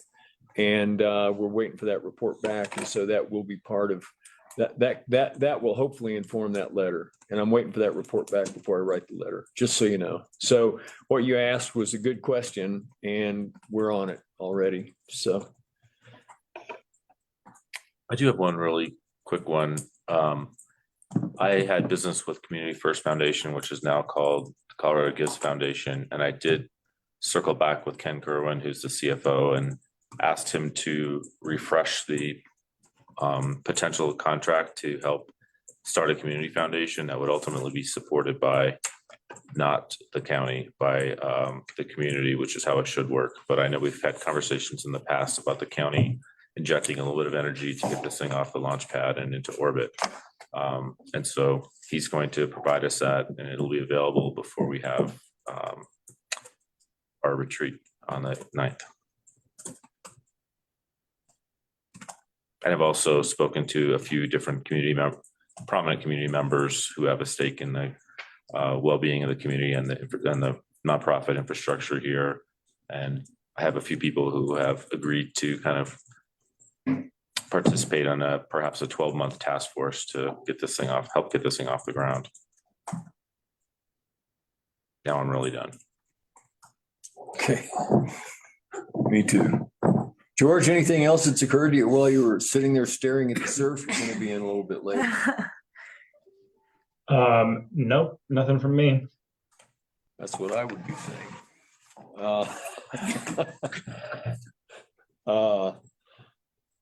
Okay, with that, I think since with the lack of Dave Christensen, I think we are adjourned. Can I give us a bit of a report? Oh, yeah, I'm sorry. County manager, I didn't mean any offense. That's okay. It slipped my mind entirely. That's okay. I just feel compelled to tell you that your January is going to be busy. Right.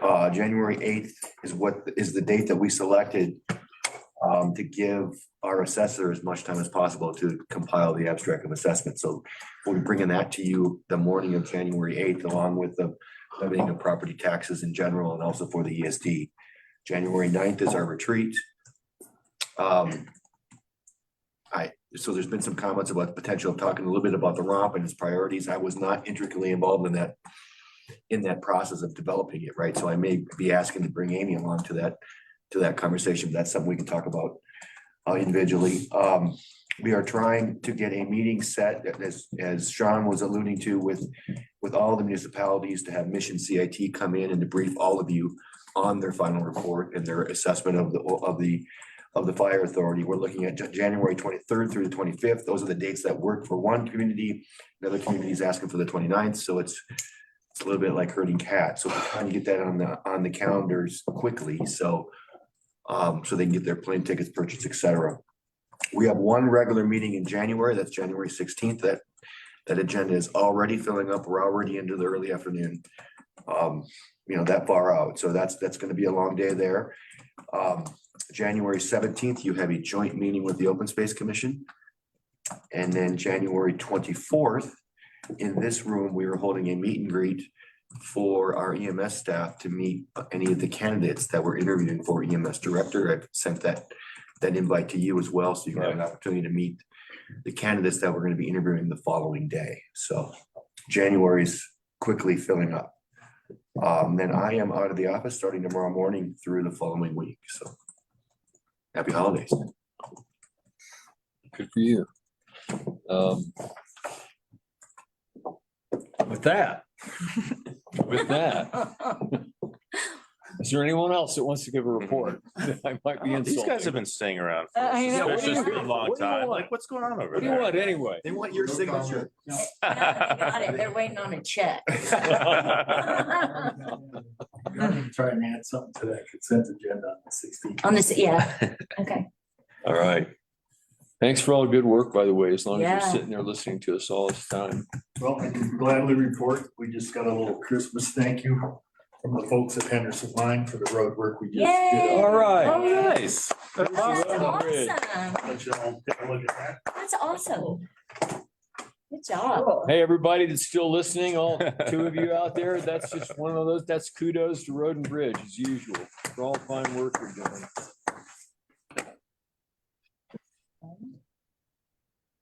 Now it All really right. is time. Okay. I don't want to offend anybody else. I saw the flash in our a moment ago in Brian's eye. It's like, you forgot me. Okay, we're done. We're adjourned. This is